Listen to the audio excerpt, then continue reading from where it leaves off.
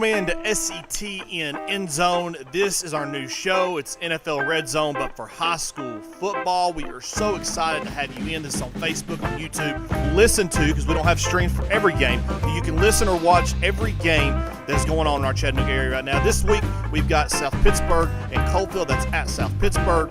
We've got Meigs County and Trousdale, and then we've also got Red Bank and Alcoa. Red Bank and Alcoa is happening now. I'm going to send this over to the radio feed here, and just let us go ahead, just making sure we got something going on there. And we'll take a listen to Red Bank and Alcoa, brought to you by 100.9 WKVL. That's the Alcoa feed. We do not have a Red Bank radio feed because they don't have a radio broadcast team there. So let's send you over to Red Bank Alcoa right now. Now actually about a 4-yard loss. It'll be second down and 14 now from about the 19-yard line. And it will be Blackman in a shotgun, kind of a pistol. He'll have a wing to the left, 2 receivers to the left, 1 to the right, 1 back, and Strickland behind him. He'll turn, give it to Strickland. Strickland has it up, and the ball comes loose. They're going to say the forward progress was stopped, but he just a good job cleaning up and filling the gap that time by the second layer of defense. Yeah, I mean, this defense is playing fast All right right now. And any hole that's being opened up by the offensive line is getting filled quickly by one of these star Alcoa linebackers. And Alcoa, a lot of depth as well, Marty, at these positions, able to rotate players in. That's one of the players who's making some plays right now on this drive, number 30, Aaron Davis. And the shot or pistol formation, Strickland will motion out of the backfield this time. It'll be Blackman forced to run, and he's going to be brought down after about a yard gain. And basically, he was running for his life on the get-go, and He's nothing doing. He may be hurt. He went down hard, and it's going to be 4th and 10, and it looks as if Red Bank will send in the kicking team. And, man, those silver shiny numbers are hard to read from right here. Let me see, Hey, get a up? look at the screen. Thank you, Mr. Russell. Oh, not much. Just sitting over here. And Everything rolling. The field goal, number 80. Number 80, and that is James Wright. And it will be from about 32 yards. And the kick will be from right to left. It's on the far hash. The bad snap, the kick is no good. Could not get the snap back up. It affected the kick, and Alcoa thwarts an early threat by the Lions and still leads 6-0 with 3:04 left to go in the first quarter. And Heath, can you say good job defense and Coach Nix? And we'll see if they're going to send Buckles back out. Well, they're going to send Buckles back out, and for Blackman, they're going to send Joseph Blackman, not Blackman, Red Bank. They're going to send Blackman over to the sidelines to talk it over with the trainer as Marty. He got rocked on that last offensive play. Yeah, he He's did. still feeling it. You can tell. What's that? And it will be Buckles and shotgun. 2 running backs in the backfield with him. He's going to look. He's going to throw. Ball patted down. Never got it high enough to clear the line of scrimmage. It's incomplete, and it'll be 2nd and 10.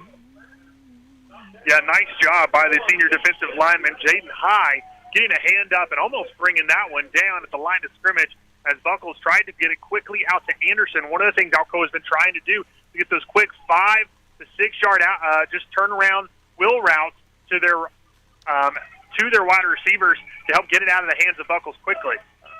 Back throws to Sankey on a quick screen, and boy, the blue jerseys that get to the ball fast is really incredible, as Sankey will pick up maybe a yard to set up 3rd down and 9. But Alcoa, not really fooling anybody right now. I know that the game plan right now looks to be to stretch the defense from side to side and then probably start pounding towards the middle. But as of right now, this Red Bank defense is super fast. Getting to the football quickly, Marty. This is a Red Bank defense who allowed under 9 points a game to their opponents this season, while averaging over 41. Buckles is going to roll to his left, throw, and he's got a man open. That is wrong. First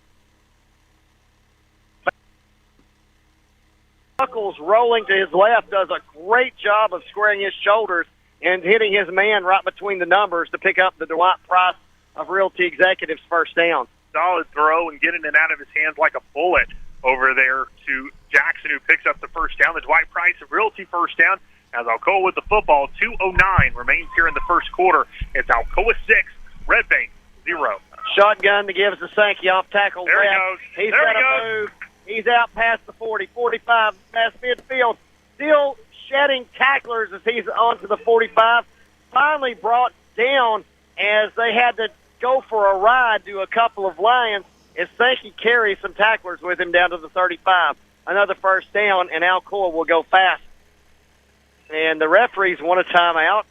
They've got a guy still on the field hurt, Marty. That's why they had to stop it. I said, you can't do that.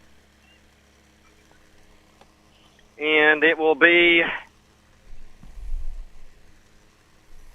think that was 22, big number 51, Ragland, going back onto the field. I wonder if he's any relation to Reggie Ragland, former linebacker at Alabama. Well, that's a good question. Name spelled the same. He plays like he's a Division I defensive lineman. Shotgun going to be a Buckles quarterback draw, and there's going to be another holding call as Buckles takes it down to the 30, about a 5-yard, good, tough-nosed run by Caden Buckles as he gets to the 30, but this one's probably coming back. Well, Marty, you were talking about Ragland a minute ago, and while they get that sorted out, I'd like to kind of go back to that. As this is a great opportunity to grow and learn at the left tackle position, as the stud lineman for Alcoa, Lance Williams, has been one of the ones facing Ragland throughout the night. You've got two potential D1 prospects going back and forth against each other on that front. Indeed you do, and the thing about Williams for Alcoa at left tackle, he's just a sophomore. Yeah, this is probably the toughest test he may have all season. Indeed, as it will be Buckles. He's going to load up. He's going to throw, and the ball is incomplete. It was intended for, it looks like, Elijah Cannon. The Lions sideline wants offensive center. Yeah, they did. And there's going to be another hold, it looks like, against the Tornadoes. No, a personal foul roughing the passer against the Lions. So that's huge for Alcoa. Is automatic first down. Yeah, that'll be 15 yards and a first down. Don't have replay up here, but nothing I can do about that one. So regardless, I didn't see it. That will move the ball to the 30-yard line. Should be an automatic first down as well. It is a first down at the 30 for Alcoa. A minute 18 left to go in the first quarter. Alcoa almost knocking on the door. Not quite yet, but they're, in the front yard. Buckles in a shotgun. He's got Sankey the lone back. He fakes it, actually gives it to him on a draw. Oh, wow. What a move by Ahmad Sankey. And he makes Lions miss as he goes inside the 10, actually marked out at the 11. But what a move there. Right past the line of scrimmage on a linebacker, and he picks up nice yardage down to the 12. That'll be a pickup of 18 yards for Ahmad Instant Sankey.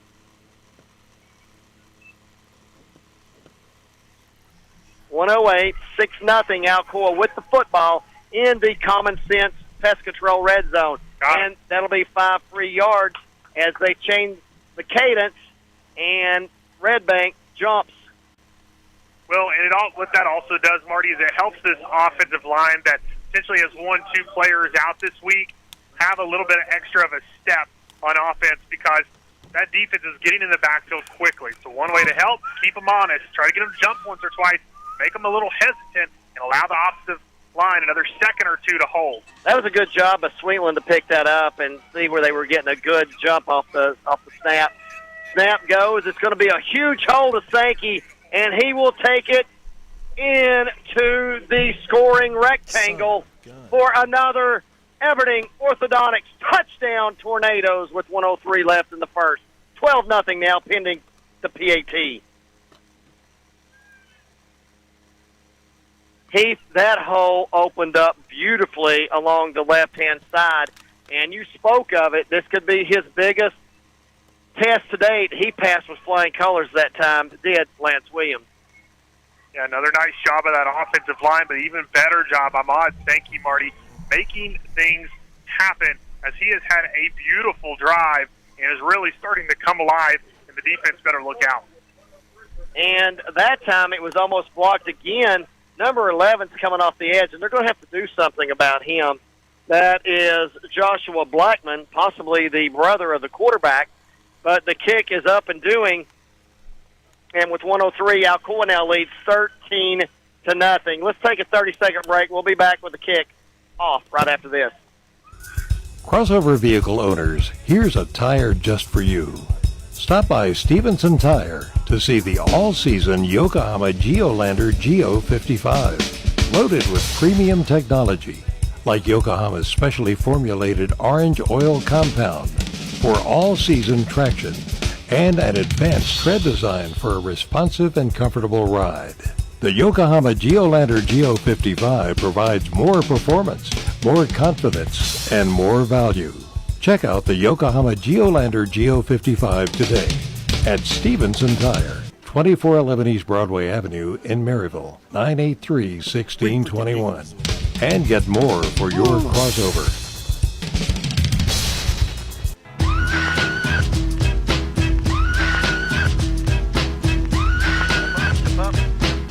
Alcoa now leads 13-0, and the kick is high, end over end short. Fielded at the 21, and there's a wedge, and that is number 10, and brought down by Braden Anderson, the safety. And what a return by Ad Crutcher. Got an injury on the field. As he's going to return the ball into Alcoa territory and to the 34-yard line, and there is an injured Lion on the field. So Ad Crutcher just hit that wedge like a bullet, and he took off. This Red Bank team is very athletic. And you got to start wondering, though, they've not shown a whole lot of, ingenuity or creativity offensively tonight. And the further they start falling behind, the more they're going to have to probably try to get into a part of the game they may not be comfortable with. And every time thus far that Blackman has dropped back to pass, he's had tornadoes breathing down his neck. The biggest thing they got to do, Marty, is they got to get it out of its hands quick. They got to get it to their playmakers, let them do some things, but they're going to be without one more playmaker, as number 1, Devin Bean, is the one on the field right now. He was writhing in pain, and now Marty's taking to the sideline, hobbling, and not putting any pressure on that right leg. Yeah, that doesn't look good. He's not putting his right leg down at all. So I would say, his helmet's off. So I'd say he's probably done for the evening, and they're not going to stop at the bench either. They're going to take him on and probably cart him off, which they're going to do. Or they're going to they've got they need to put a tent up, but they've got a training table, looks like a massage bed or couch, that they're going to check him on. But anyways, down to the field, and it looks like one of the right tackle for the Lions moved, but was he drawn off by the Tornadoes movement? We'll see. It's going to be a false start against Red Bank. That'll cost them 5 yards, and instead of having it at the Alcoa 34, they're now at the 39, 1st and 15 for Red Bank. They will be in a shotgun with Blackman, and he'll have Strickland behind him with 3 receivers and a tight end to the right. They move right to left. It's going to be a give to Strickland, and he's just chewed up and dropped for another loss, Heath. They cannot do this. They're getting no push now from their offensive line, and they just continue to go backwards. That's going to be 2nd down and about 20 now as we're coming near the close of the first quarter, and it's 13-0 Alcoa. And Red Bank with football at the Alcoa 43-yard line. So it's going to be 2nd down and a long 19. And they'll be working. We'll see if they actually want to snap the ball here. They're in a pistol. They're going to motion Strickland out of the backfield. It's empty now, and it will be Blackman back. He throws a screen. It's an inside screen to Strickland, and a decent job and pursuit downfield by Greg Carroll brings down Lemire Strickland at the 39. So he'll pick up about 4 yards on the screen pass, and it'll set up third down at about 15. Marty, one of the players that's been making a lot of plays on this defensive line tonight, and I just got word thanks to Adrian Harrell and Tim Russell here, is number 98, Sean Williams. Sean Williams, a junior defensive lineman, transfer from Oak Ridge that just became eligible last week. Wow. Alcoa's getting eligible players left and right. I think he actually started at Alcoa, went to Oak Ridge, and then came back. And so they made him eligible finally last week. He played last week, and he's also getting playing time tonight. And you think about it, with that loss of Solomon Tyson on the defensive line, having him eligible and seeing what he can do, that's huge for Alcoa. It is huge, and welcome back into the Alcoa community. And playing very well tonight. As you said, you know, Solomon Tyson broke his foot last week. Bubba dislocated his elbow. Yeah, dislocated his elbow. He's out tonight. They are hoping to have him back next week for state. Certainly will be a tough recovery to come back from, but you have to imagine he's going to give it his all. I don't know. It'd have to be a different degree of separation that I had. That was the most painful injury I ever had, was a dislocated elbow, and it hurt like Hades. And if that young man could come back and play after separating his elbow in 2 weeks, he's a lot tougher than I am. Back is Blackman. He's going to throw deep. He's got a receiver. Receiver had stopped, makes the catch. 2 Tornadoes go up to defend it, and that's going to be 6 for Red Bank, and just 2 Alcoa defenders just misplayed the ball. A great athletic catch by that is number 2 of the Lions. That is Kel Edens, and he gets the Lions on the board now, and they trail 13-6 with 11:50 left to go in the second quarter, pending the PAT. And it is Blackman on to hold, and number 80 is the kicker. That's right. The kick is up. The kick is doing, and he's got a good leg. That would have been good from 40, 45 yards. And right now, Alcoa just hanging on to a 6-point lead after giving up a big 39-yard score from Blackman to Edens. And just like that, we'll be back for the kick on the Twin Cities Certified in Maryville Game of the Week right after this. We are Windy City Grill, and we brought Chi-Town taste to the 865. Chicago-style food and a fun atmosphere. Windy City Grill is a great place to watch your favorite games and enjoy wings, burgers, pizza, and more. At Windy City Grill, we have live entertainment most weekends and cornhole tournaments every Wednesday night. Stop by and see what all the excitement's about at Windy City Grill, located at 2641 U.S. Highway 411 South in Maryville. Best of luck with Trevor's Tornado Trivia. Lunch or dinner is on us for every winner up to $10. Find Windy City Grill on Facebook, Twitter, and Instagram. And we'll see you soon at Windy City Grill in Maryville.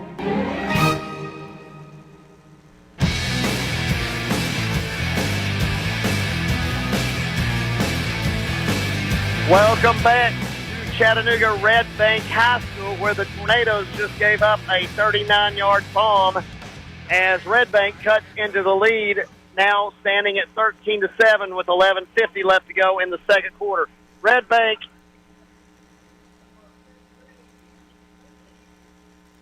and let's see, is that number 80 set the kick for Red Bank, and back deep is going to be Burden, Sankey, and Harris. Thanks, Tim.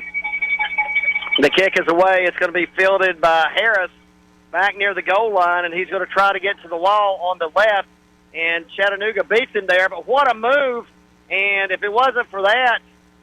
Nice play by Jackson. That is Ronald Jackson on the return. He returns it back 22 yards. Alcoa will have it first and 10 at that point.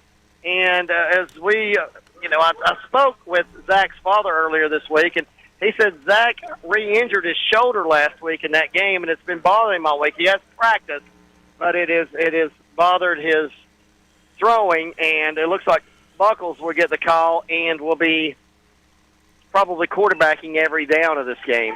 Yeah, you'd have to imagine at this point, if anything happens to him, you'll see Camden Burden.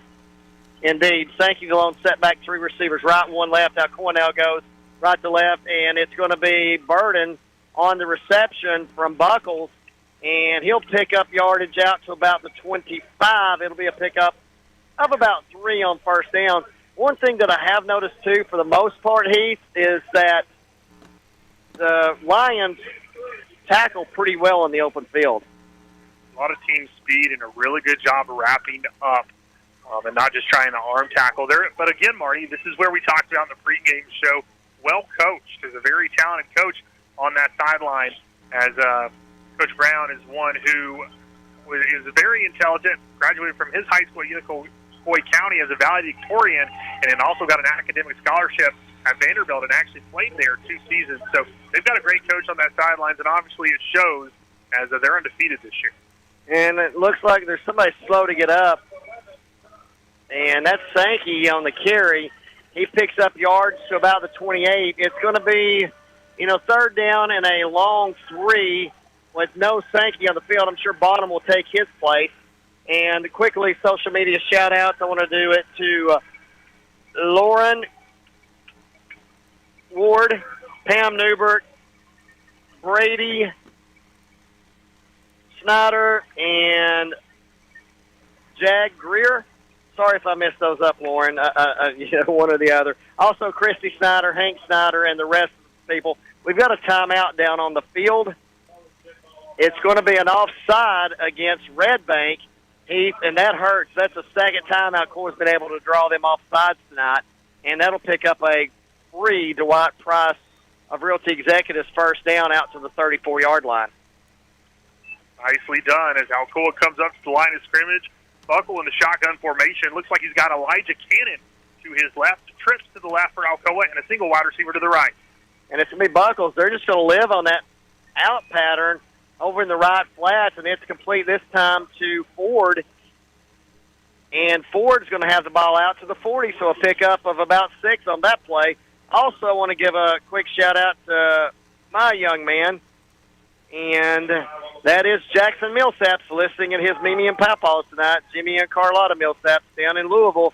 Jackson, hope you're having a good time. Probably not as good a time as we had last night watching Haters back off. As it is a shotgun now for Buckles. And now there's a stop, and it's going to be a timeout by Alcoa. And Heath, your thoughts so far as we've almost played 1.5 quarters of ball? Marty, I wouldn't say it's super surprising. I mean, you're facing a really talented Red Bank team, a lot of team speed, undefeated for a reason. I think you can tell the superiority of this Alcoa football team just in size and ability. However, Red Bank is playing with a lot of just moxie, just going out there and giving it their all, Marty. I'm curious to see the depth as the game moves along, to see how long they're able to keep their endurance going, as a lot of these players look to be playing both sides of the football. Alcoa's got a little bit more depth, in my opinion. If Alcoa can keep Caden up and healthy, obviously that's important for them as well. But offensively, for Red Bank, having a lot of trouble. They had that one big play, but this defensive line is getting in the backfield and making things difficult for them. So I expect to see Alcoa continue to slowly pull away, but so far Red Bank giving a great fight. Yeah, Red Bank looks like they just dressed a little over 30 players, and the give is going to be to, is that number Harris. 6? Number 9, Jordan Harris. And he'll get the ball out over the 40 to about the 41, and it'll set up about 3rd and 4.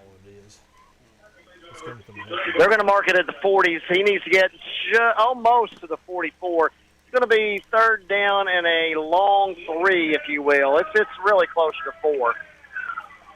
But it is Buckles at shotgun. He's got a receiver to the right, 2 to the left, 2 backs with him in the backfield in Cannon and Harris. And he throws out and complete for another first down to Ford over on the far sideline, and he steps out of bounds at the 47, and he'll pick up another Dwight Price of Realty Executives first down. defensive line for Red Bank trying to get those hands up and knock down those passes, but Buckles got it just over the hands of the defender, and a nice out route to Landon Ford, who picks up a first down. And a shotgun. And the give is going to be to Harris, who just pulls straight ahead, and he'll get down to about the Lions' 47-yard line, and he just made some contact with somebody and looked like a bulldozer as he just plowed forward. Harris, a lot of speed, Marty. Once he gets going, tough man to bring down. I think Alcoa here trying to kind of change things up, especially with Sankey hurting a little bit. Now you've got, looks like, Harris in the backfield and Cannon in kind of a slip-back formation. Yeah, it's a broken backs, and it's going to be Buckles keeping it, going around right end, and the defensive end over there grabbed the football. Buckles able to hang on, and it's going to set up a third down and short situation. They got to go about a yard and a half. We'll say 3rd and 2. As the ball sits at the 45-yard line stripe, they've got to get to the 43. So 3rd and 2 for the Tornadoes. Shotgun with one back in Harris. And it's going to be a screen out to, actually, they snuck in that's what pulls Sankey back into the game. They throw the screen pass, and great hands at time, but Sankey able to pull that ball back in as that thing was thrown on a line or on a laser to him, and he's able to catch it, pick up the first down, move the ball deeper into Lions territory at the 40, so it'll be another Dwight Price of Realty Executives first down for Alcoa. 7:15 and counting left in the first half. 3 receivers now to the right, and but it's just the audio. Jackson, Buckles, and Cannon to be rolling right, and Buckles going to load up. He's got a wide receiver wide open. Thank you, partner. Over the outstretched hands of Braden Anderson, and almost another circus catch for that young man, but he was wide open. But and the defender fell, and Braden was trying to go around him and tripped up just a little bit trying to get around him and get to the end zone. And if he would have been able to stay on his feet fully without tripping for just that one moment, I think he would have fallen right under that football. A good throw by Buckles, just a little bit too far, unfortunately, for Braden. And now 2nd and 10. And 2 receivers as they flank the tight end Sutterth out wide right, and there's now 3 backs. They're going to give the pop pass to Ronald Jackson. He makes a couple of men miss, and he's going to be off to the races. What a catch and run by Ronald Action Jackson, also known as Tank, as he gets into the scoring rectangle. And that's another Aberdeen Orthodontics touchdown, Tornadoes. Yeah, really nice job by Tank Jackson as he storms through enemy lines and bulldozes his way all the way to a touchdown. And Marty, once he was trying to bounce to the outside and then saw a seam, cut right through it, and he was gone. A really nice run that time by the senior from Alcoa High School, and now they're awaiting the extra point of Jess Foley as Alcoa gets set. But that thing right there, what I like about waiting to hold is Riley. He gets it, holds it, kick is up. Kick is doing. Your score with 6:47 remaining in the second quarter. It's Alcoa 20, Red Bank 7. We'll be back in just a minute. From here while West Chevrolet, doing business in Blount County for 88 years. West Chevrolet is located on the Airport Motor Mile and has been a leader in our community, serving the good people of Blount County for 4 generations.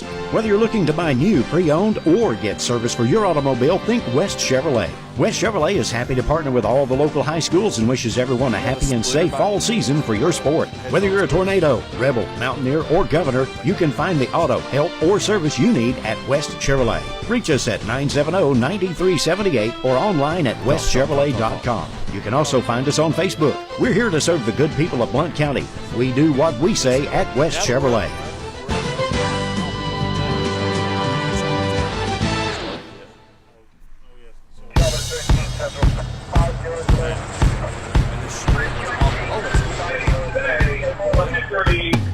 We are back at the Lions Den, home of Chattanooga Red Bank, and Alcoa has just added to their lead at 20-7 No, with it's not 6:47 left to go here in the first I can pull up the half stream right here on and it comes a in person. beautiful It's that. 'Cause I run pulled it up by on here, too. Ronald Tank Jackson as he takes a pop pass from Buckles the distance. We'll probably have like. And it's going to be a squib kick. It takes a good Alcoa hop and filled it at the 20. Hey, this is the And situation. there's This a is the little bitty schools from around line the down area, there, you and know, he's that kind just of trying thing, to so. bob and weave his way. He'll pick up yardage. That's number 11. And he'll set up the Lions at their own 33-yard line. And that was number 11, as I said, Joshua Blackman, possibly the brother of the quarterback for Red Bank.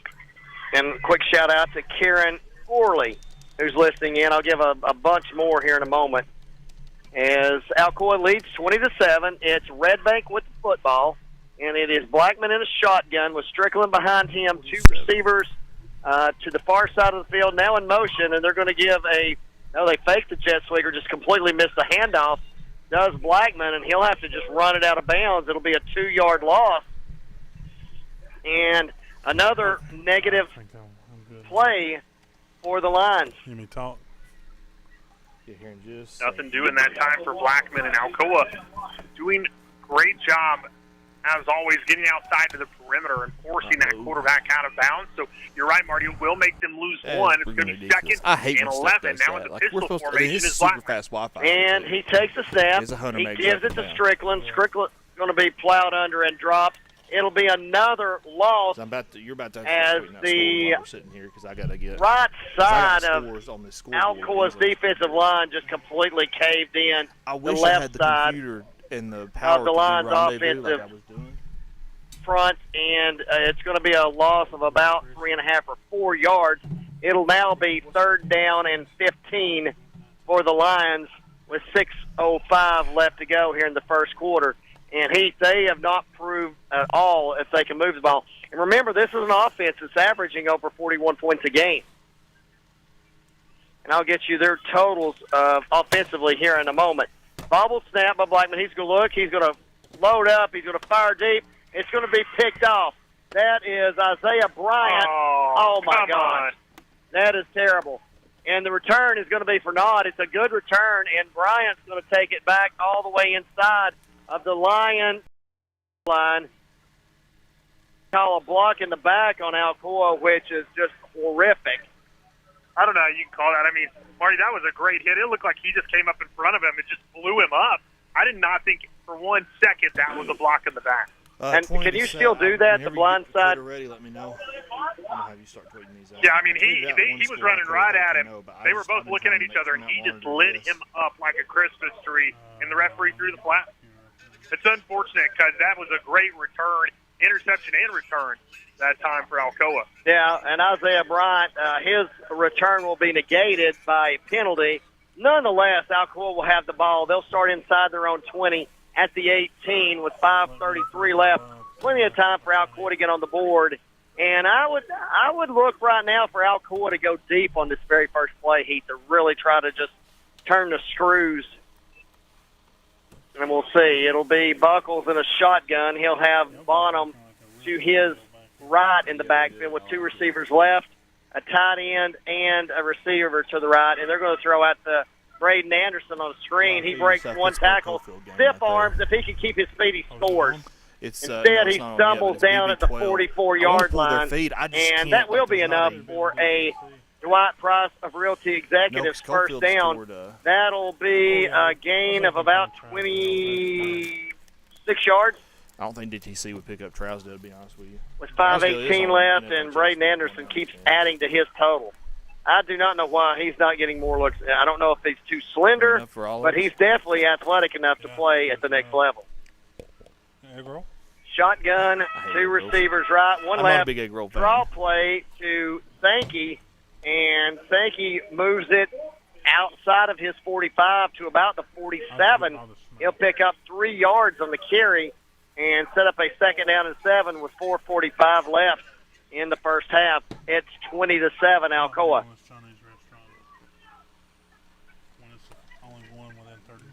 This is the 5th time that Red Bank has made it to the semifinal round. They are 2-2. Their last appearance was in 2017 against the Tornadoes, and we all know how that ended. Buckles back, looks, plenty of time. Now he's going to tuck and run, and once again they try to tackle the ball instead of Buckles, and he turns it upfield, gets out to about the 49, and he'll be stopped there. It'll be 3rd down and 5 from that point.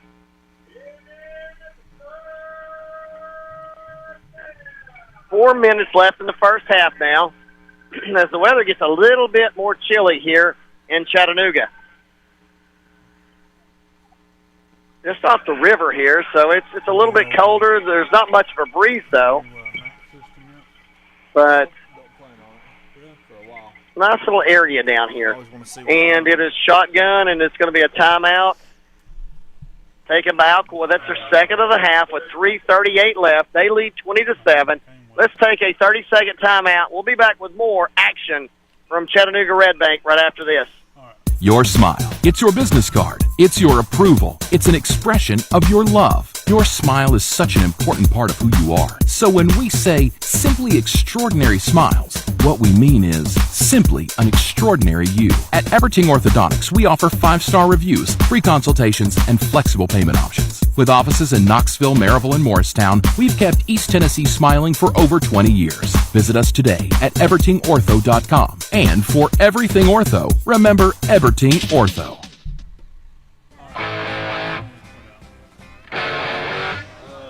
Alcoa 20-7.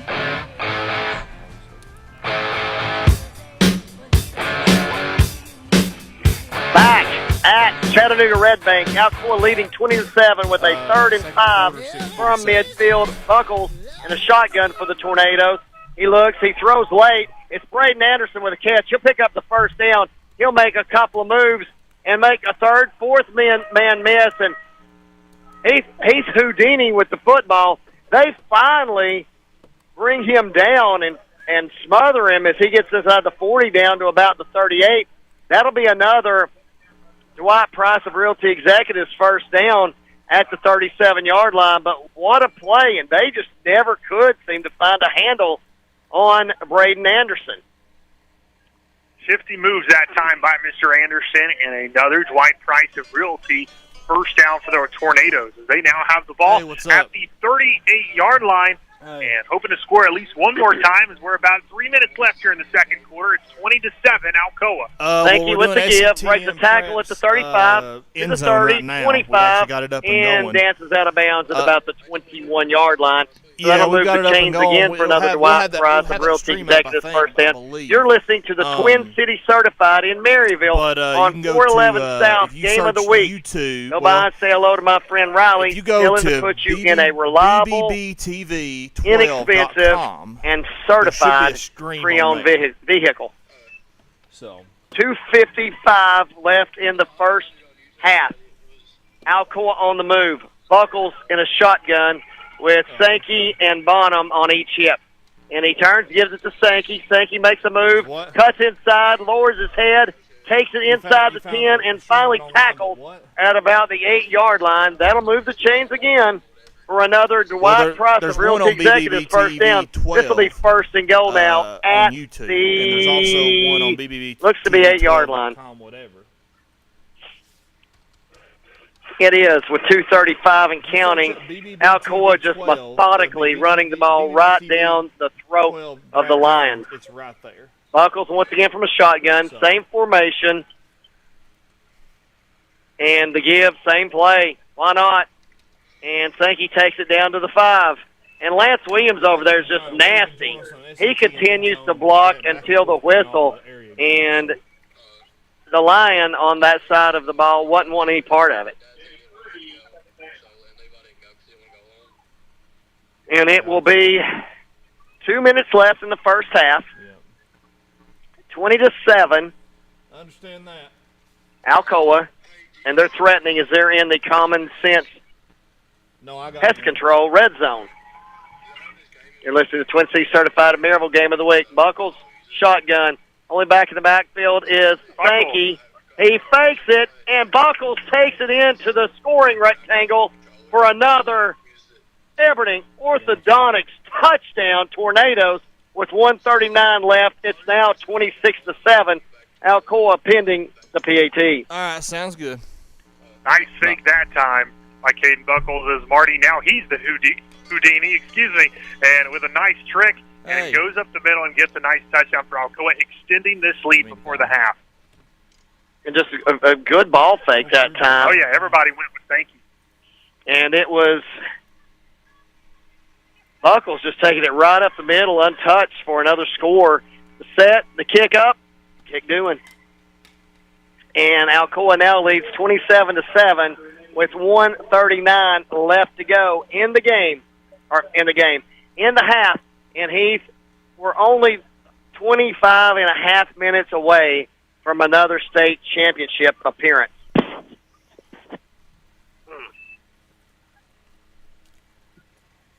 And number 19, all those state championships for Alcoa have came since 1977. So Alcoa quite familiar with Vanderbilt, Murfreesboro, and Cookeville. Well, Marty, and also trying to get a sixth straight state title. If they're able to do that, Marty, again, continuing their streak of trying to tie what they had previously, the longest streak in program history is 7 straight state titles. Alcoa has an opportunity this year to continue on their way to tying that streak again. And with the talent on this field, I could see this group of kids over the next few years breaking that record.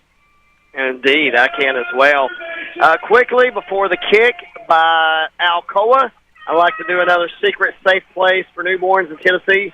Social media shout-out going to Terry Tuttle, Danny Spradlin, Dottie, and Bob Kidd. Thanks, guys, for listening in each and every week. I do appreciate y'all very much. A minute 39 left here. Alcoa leading 27-7, and Jeff Foley set the kick once again for Alcoa. He kicks high, end over end, shallow. It'll be fielded at the 10-yard line, and falling to his knees after making the catch is number 10. Number 10, that's Blackman. And no, number 10 is Ad Crutcher. And just as he started going, his feet fail him. And it's going to be 90 yards between the line of scrimmage and any points for the Lions, unless they can get within field goal range. Their kicker did show us that he had a pretty good leg on the extra point, but there's a lot of work to be done by the offense, who've shown little life other than the long pass earlier for a touchdown. And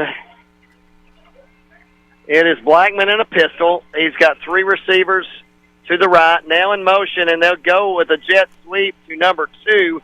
That is that's Blackman on the carry, number 11. So the brother hands off to his brother. He picks up about 3, and it's out to the 13, so it'll be second down now and 7. 27-7.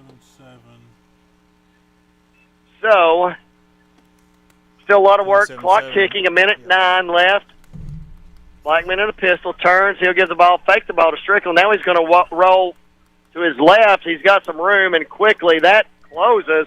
And what a great play over there by Major Newman. By Major Newman, who just ran him down and then gave him a DDT into the turf, as it's a gain of 1. And Alcoa leading 27-7. We're under 40 seconds left to go in the first half. It looks like Blackman's content on taking a 20-point deficit into the locker room. Why not? You make a mistake, you take a 27-point into the locker room. Let me know when you're ready for We're still 15 points away from mercy rule. Okay. Pistol formation. All right, we'll go to them here in a minute. Blackman takes a snap, rolls right, and you could put him in a bag. He's sacked back at the 12-yard line. Another loss on the play, and there have been multiple losses on a lot of plays by the lines in this half, and you can just credit the Alcoa defensive front for that. Alcoa is going to take a timeout now. It's fourth down and 7 to go, and Alcoa takes a timeout with 9 seconds, so they're going to make the Lions kick And we'll see now if they're trying to set up Greg Carroll for a block or if they're going to try to set up a wall on this return here, Heath. Marty, with 10 seconds on a timeout here, you have to wonder if they're probably trying to get that football and trying to run it back for a touchdown and build that wall like you mentioned. So Valco's special teams, something that has continued to improve throughout the season, and Isaiah Bryant being one of the key cogs for that, as he's done a really good job returning this football when his name was called upon. 9 seconds remain, and as I said earlier, Greg Carroll has blocked some punts this year and come very close to several more. And we'll see what Alcoa's drawn up on special teams. And it will be, it looks like, number 2 to punt. That is Edens. In 3. And back deep for the Tornadoes is Isaiah Bryant at his. Welcome back into SETN End Zone. I'm joined here by John Boston. John, how are we doing? We're doing good tonight. That's good. That's good. What do you got going on over there? What are you eating on? A little bit of nothing. A little bit of nothing. I got to say, John came in here and I was like, man, he got some Chinese food over here. Didn't even bring me none. I see how it is.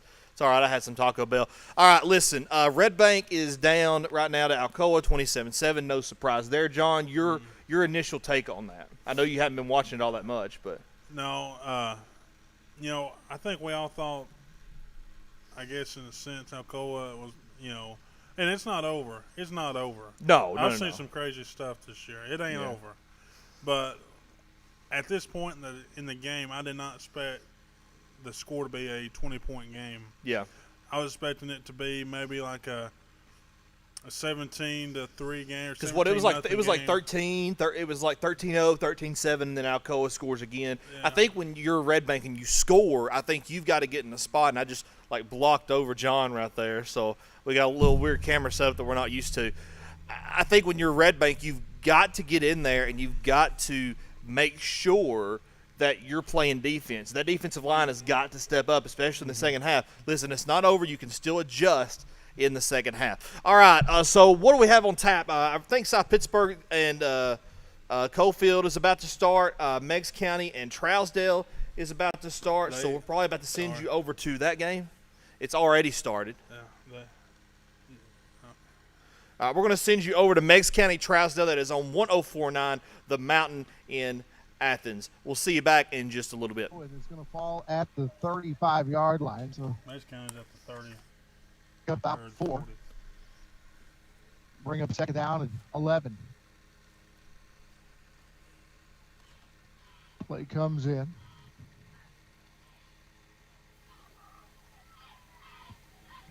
Down to 24 seconds on the play clock. Cameron goes wide out to the right. Kaywood goes right. Meadows is in the backfield. Carroll, shotgun formation. Looking to pass, rolling right side. See, that's harmless. That's going to have to let it go. He had a guy in his face. So incomplete. Going to bring up third down. Halftime. 3rd and 11. Halftime for 27-7. Play comes in with Huckabee. 9:21 on the clock. No score.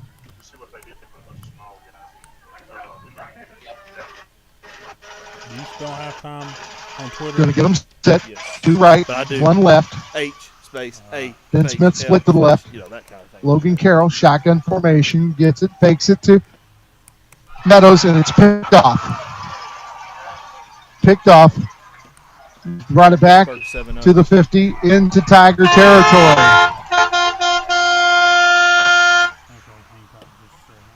So it will be Yellow Jackets ball.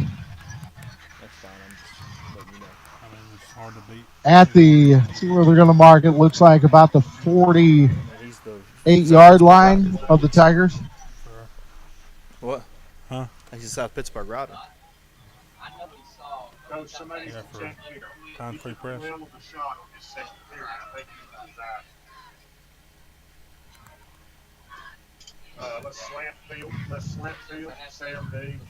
So Yellow Jackets get a interception. There was a flag on the play. You're going to say it was a hold on the Yellow Jackets on the return. So it's going to mark it all the way back into Yellow Jacket territory at the 37-yard line. 3, 2. So it was at Back on the SETN end zone. We're going to send you over to South Pittsburgh. South Pittsburgh just scored against Coalfield. We'll see what Coalfield does on their first drive. South Pittsburgh up 7-0 in the first. Coalfield just got the kickoff, so we'll go straight over to that game in just see out of this second. T formation is a lot of fakes, a lot of they'll hand it off at the middle, but fake a pitch, or they'll fake the hand off at the middle, then make a pitch. Kind of like an old school option offense, or just the old T offense for the really old timers. Yeah, and it's the T or the wing T. The only difference is, in the wing T, they're lined up on the wings. In the T, they're just kind of straight across, and it's all the success of the offense is heavily reliant upon carrying out that fake. Exactly, as they hand off the fake fullback, quarterback tucks it in, goes right behind him. Cole Hines, the quarterback, picks up nothing there. That's going to bring up a 4th down and 3 now. As they were getting what they wanted on 1st and 2nd down, they got 3 yards each down, but now they're going to be stuck on 4th down and 4th and 3. Punt team coming on. South Pittsburgh will drop back Hunter Frame. Looks like they may be playing this one safe. No one else going back there with Frame. Looked like Coalfield debated on whether to go for it or not, and decided to put the punt team on the field. As they have a wide split on the punt team. The high snap. Punter's going to get it down. That's going to be Landon Lau. End over end punt. It's going to bounce at the 28-yard line, rolls inside the 25, and it's going to be whistled dead at the 17, where South Pittsburgh will take over 1st down and 10 on their own side of the field. Effective The dude just effective job by the punt team there, getting the ball he don't care. out of Coalfield territory and well into South Pittsburgh territory. He gets mad at me because I tell him, South Pittsburgh starting back up at their own 17-yard line. A 41-yard punt for Landon Lau. He thinks I'm a liberal. Execution was the word I was looking for. There you go. Nice Now, you asked me, execution on the punt. is that liberal? The Pirates sent 2 receivers to the right this time, Lewis and You Hunter. wouldn't want to say it, would you? Sanders in the gun, wing left. Option, right side. Here's a pitch. Kelly with the football. Turns the corner, and he's going to pick up about 7 yards, 8 yards. He's ball out for the 25-yard line. Going to bring up a 2nd down and 2 from the 25. Hadn't seen a lot of the option this year.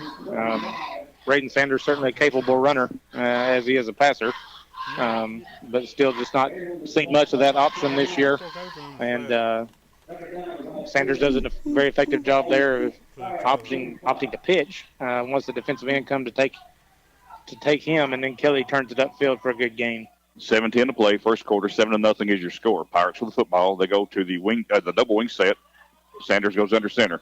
Turns, hands off, fullback out the middle is his Frame. Frame was bottled up at the line of scrimmage, now breaks outside to his left, turns the corner. He's got the 1st down to the 30-yard line, a 5-yard pickup when there was nothing there. As a matter of fact, Frame ran backwards about 3 or 4 yards before racing to his left and turning it upfield, picking up the 1st down. I know Coach Grutter likes picking up the 1st down there, but that play was not designed whatsoever to go where it ended up. As Frame was lined up at the fullback position, that was a traditional wing T set that we've come to know out of this Pittsburgh, come to expect out of this Pittsburgh team. Hadn't got into it much this season, but right there, Frame the play's designed to go up the middle. It was kind of bottled up. He bounces to the outside, showing his speed to get to the corner, and picks up another 1st down for South Pittsburgh. 1st and 10 from the 30. Handing off, little inside give. Wing back, trying to get outside. And he's going to pick up about 3 yards on the carry. That was Jaden Mount with the football. It's going to bring up a 2nd down, and it's going to be 2nd down and 6. They're going to say he picked up 4. Yeah, the running backs are getting more yards than it looks like, Sean, because the line, I believe, is getting a very nice push. You're right. I mean, when you're not getting hit until about 3 or 4 yards down the field, your line is blowing the other team off the football. Hunter goes out wide left, double wing set. Sanders under center. Frame stands behind him. Man in motion across the formation. That's going to be Kelly going right to left. Turns the corner, slips a blocking would-be tackler in the backfield. Picks up 2 yards. Going to bring up a 3rd down and 4 for the Pirates from the 36. Kelly has nice vision. I think, though, if he had stayed to the outside right there, Sean, I think he could potentially have picked up a few more yards there. Decided to cut it back in after he has 3 or 4 yards down the field. Looked like he had some good blocking on the edge. Might have could have sprung it for at least the first down. Pirates facing their first third down of the night. It will be the first third down. Third down, and they're going to call it 3rd and 3 from the 37-yard line. Hunter, again, wide left, double wing set. Sanders goes under center. Frame behind him. Takes the handoff up the middle. He's got the first down just across the 40 to the 41 and slides to the 42 where it's going to be 1st and 10 Pirates. Hunter Frame with a 5-yard run moves the chains once again. Already up to 35 yards on the night is Hunter Frame. Nice hard run. That play was, he took it right exactly where it was designed to go. Right between the center and the guard on 3rd and 4. Picks up a big first down for South Pittsburgh. Out now to their own 43-yard line with 4:28 to go, already leading 7-0. From the 43. Man in motion across formation. This is Mount taking the handoff from his wing back spot, left to right. He's across the 50. He's across the 45. He's got the first down and tackled around the 42-yard line of I'll get the right team here in a second. Cofield. And it's going to be about a 15-yard pickup for Jaden Mount. Nice hard running by Mount. Very talented sophomore for South Pittsburgh. Has made his presence known on the defensive side of the ball for certain this season and has shown sparks and signs when given a chance on the offensive side and does right there as he gets the ball on into Cofield territory. And another first down for South Pittsburgh. Shotgun set. 7-0 Pirates lead. 4:12 to play. Handoff goes up middle. Hunter Frame spins around. He's going to be tackled and brought down to the 36-yard line. That's going to be a 6-yard pickup for the senior, and he's slow to get up. He's more or less just taking the grass out of his helmet, though, I think. If he hadn't got twisted there right at the end, he could have potentially broken that for a big one. Cofield's giving up yardage. They have yet to give up a big play. There's the biggest play South Pittsburgh's had thus far is the 15-yard run by Mount to get us where we are at this point, but a couple of 9-yard runs before that. They've kind of given up some chunk plays, but nothing big yet. They've kept it on the ground so far. Handoff goes Frame, keeping it on the ground. That's a great block on the end. He's got the first down. He's got more across the 20, the 15, the 10, the 5. It is a touchdown, South Pittsburgh. The Pirates score on a 36-yard Hunter Frame run. Well, as soon as I get that out of my mouth, Frame breaks a big run. Excellent vision by Frame there as he run off tackle and saw some open field to the outside, bounced to the outside, cut it back in, made a couple of nice moves on the defensive secondary for Cofield, and then raced untouched to the end zone. The extra point attempt is on its way. He splits the uprights, and the Pirates now lead 14-0. 3:27 to play in the first quarter. We're going to take another 1-minute break and back with more Pirate football on WEPG right after this. From cast iron skillets, cooking stoves, or fireworks to the downtown historic shops, the city of South Pittsburgh, with Pirate fans young and old gather beneath the Friday night lights of Bean Stadium each week as their favorite football team runs onto the field. And they, along with the city of South Pittsburgh, yell, "Go Pirates!" The city of South Pittsburgh. All right, that's how Coalfield's doing on SETN end zone. We're going to take you over to Meigs County. They are in the red zone, close to the end zone, not quite the end zone, but they're in the red zone. Let's see how they do. On the Tigers, it will be. So it's going to be 2nd and 7. So we just traded 5 yards. The down and back. Play comes in, 3:11 on the clock. Huckabee goes wide to the right. Owens to the left. Gets the snap. That was high. Carroll pulled it down. He's going to be hit as he got to the line of scrimmage. He may have gained a couple with the push. He is. It's going to be a gain of 2 at 3rd and 5. 3rd and 5. 3rd and 5. Getting them set.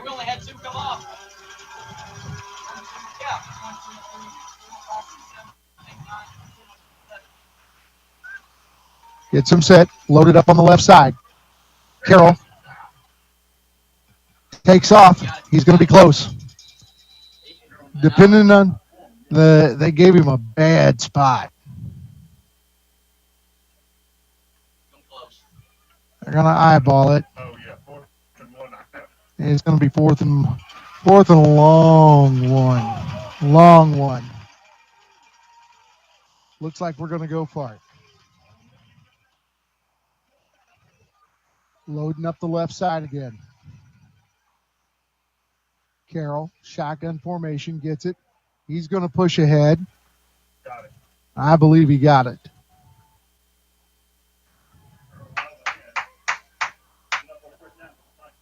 First and 10 for the Tigers. Going to be at the looks like 14-yard line. So at the 14-yard line, so we can get a first and goal before we have to get in the end zone.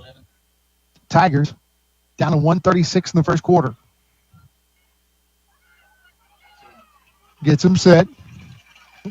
Logan Carroll moves a couple people.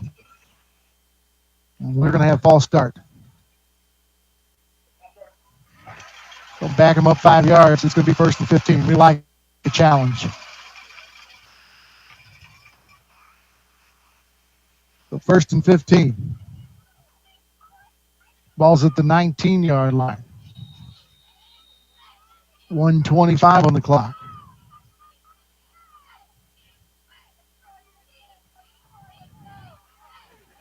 Their defense is adjusting. When that happens, our guys start to take off. Gets it. Fakes it to Meadows, and Carroll's going to be sacked for a loss.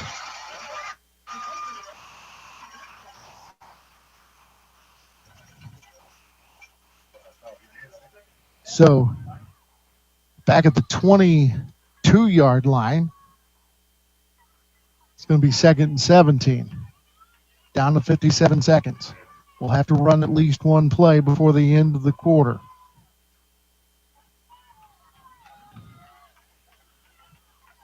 Shotgun formation. Gets him set. Gets it. Hands it off to Meadows, and Meadows is stopped at the line of scrimmage. And we've got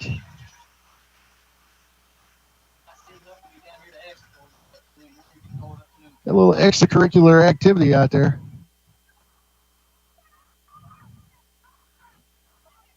They'll separate it all and get ready to go. Third down. And they'll let it go they'll let it go. We'll switch ends of fields. We'll take a 30-second timeout. We'll come back. First break of the game at the end of the first quarter. 30 seconds, no score. You're listening to Tiger Football.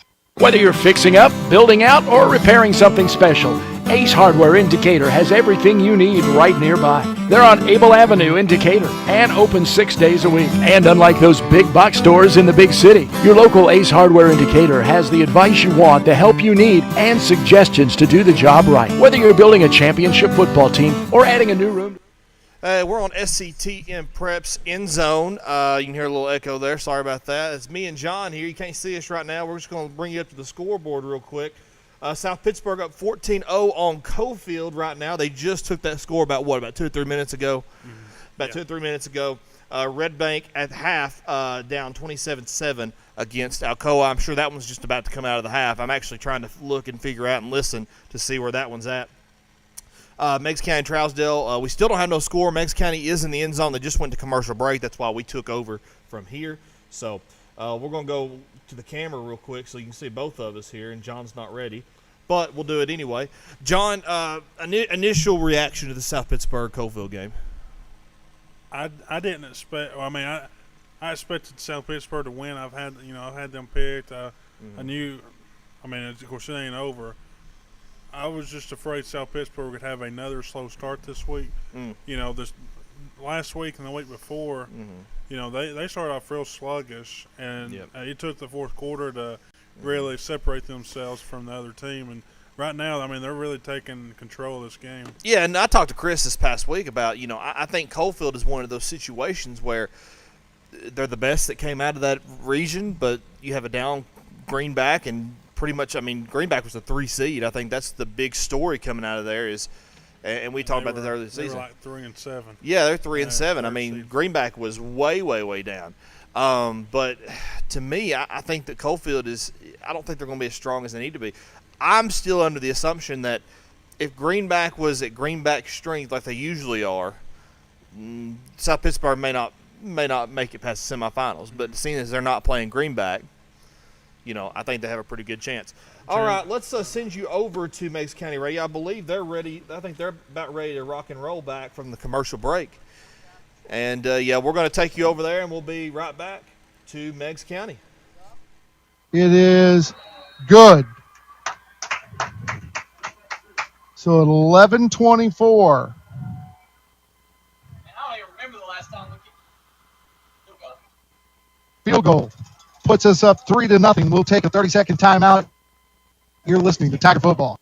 All high school students have dreams. For the Meigs County Tigers on the field today, that dream is a state championship. For many others, it's a career or a dream of an eye-opening 4-year education. Tennessee Wesleyan University is just minutes away from Meigs County, but offers a home away from home. With more. All right, went back to commercial break there at Meigs County. Meigs County, they do take, I think that was Meigs County in the end zone. They take a 3-0 lead with the field goal there. Right there at the end of the first quarter. They'll be moving on to the second quarter here in just a second. John wanted to give you some scores from around the area, or not from around the area, but from around the state, I should say, because we've got you covered around the area right here on SETN in zone. John, what you got for us? Yeah, I got right now in the they just started the third quarter. You got Oak Ridge 7, South Doyle 0. In the first quarter, you've got Oakland 7. Maryville 0. That's 6 minutes left in that game, or in that quarter, first quarter. Let's see. South Pittsburgh and Coalfield just went to the second quarter. I don't know if you mentioned that or not yet, Chandler, but you got Elizabethton 7, Nolensville 0, first quarter. Midway, Brentwood 7, Bartlett 0 in the first quarter. Lexington 0, Haywood 7. That's the end of the first quarter. Fayetteville 14, Lake County 0, midway through the first quarter. Pearl-Con 7, Milan 0, first quarter. Waverly 7, Peabody 14, end of the first quarter. And Summit and Henry County, Summit's up 7-0 at the end of the first. All right, John, that sounds like a lot of scores in just a little bit of time there, and it's still, high school football is still going on all across the state. It's a good night for it. Right now, here are our scores right now as they stand. South Pittsburgh, I haven't updated that. South Pittsburgh, Coalfield 14-0 as we go into the second quarter there. I'm actually pulling that up on this screen right here. And, 14-0 there. Alcoa 27, Red Bank 7. They're about to come back from the half. I think we're going to tune into there here in just a second. Meigs County, of course, up 3-0 over Trousdale County in the first quarter. This is SETN Preps in zone. John, I'm having a good time, aren't you? Oh yeah, time of my life. It's going to be a good night. It's going to be a very, very, very good night. So, let's send you back over to South Pittsburgh Radio and see what they got cooking over there, down there in South Pitt. Hello at all. You need a strong partner behind you. My family looks to the Tower for innovation. Well, that and lollipops for the children. Look to the Tower. Tower Community Bank. A higher standard. TowerCommunityBank.com. Your home for the Pirates. 104.9 The River WEPG. 21-0. Second quarter action. Cooper County. Tiger football. The Meigs County Tigers are ready to win it all in 2020. And H&H Rock continues to go the extra mile. You've got a construction project that needs stone? H&H Rock crushes just what you need at their local facility. Whether it's a driveway or a factory, H&H Rock is there for any job. Call H&H Rock at 423-728-1900. H&H Rock. That gives your score. Pirates with the lead. Had a nice crease open there in the middle of the field there for a quick second, but kickoff team closed that down real quick. Nice return out to the 32, though. Ball is in the middle of the field on the 32-yard line. Everybody back in tight. They're going back to the T set. Cole Hines will go under center. And Coalfield late getting a player on the field. he just gave up. He quit running. about 15 yards away from the play. He just quit running. He's like, I don't have a chance to get there in time. I don't mean to laugh, but that's about as offsides as you can get. If he's a receiver, they could say he's a snowbird. Right. But no, the quarterback at that point, he needs to look up and see he's got a player off, not ready to go, and then give him time to at least get set. If it doesn't happen there, Coalfield backs up 5 yards. They're behind the chains, first down and 15 from the 27. T formation, Hine goes under center. Handoff goes up the middle, left side now, and he's going to be wrapped up and dropped. He's going to lose a yard or two as the Pirates in there quickly to bring him down. Andrew Jenkins in on the tackle. Coalfield's now ran 11 plays all on the ground, and several of those have been significant down and distance situations. They're facing second down and 16 now. If they're ever going to put the ball in the air, it'll be over the next 2 plays. And every play in this game has been on the ground. Neither team has attempted the pass yet. Second down and 16. Handoff goes up the middle, and there is nothing there. Again, they might have lost a yard as South Pittsburgh defensive front end to bring him down for a loss of 1. Brings up a third down and 17 now from the 26-yard line. South Pittsburgh really owning the line of scrimmage, Sean, both offensively and defensively. Coalfield's not getting any push at all on their offensive front. Defensive line for South Pittsburgh's stalemating them, a lot of times getting a push backward. And then conversely, South Pittsburgh's offensive line is getting a good 3-4 yard push down the field. That's why it's 21-0 South Pittsburgh with 10 minutes to go in the second quarter. Third down, about 16. Handoff goes left side, and South Pittsburgh was there, but at the same time the handoff was. Then the Pirates came out with a football. They just strip it from the running back. This is Gio Davis running the other way. He's got a touchdown, a defensive score for the Pirates, making it 27-0. As he gets there the same time the handoff was being made, they just stripped the ball from the quarterback and the running back, and Davis gets his first touchdown of the season. Yeah, they kind of had him. They stuffed the play to start with. I thought they were maybe going to blow it dead to start with. The running back was kind of struggling to get the fellow to the outside, but Davis just rips it away from him and races to the end zone, I believe, for his second touchdown of the season. His second touchdown. I think you're right. He does have another one this year. As Cooper count on to attempt the extra point, he's got to hold up, wait on the officials to get set.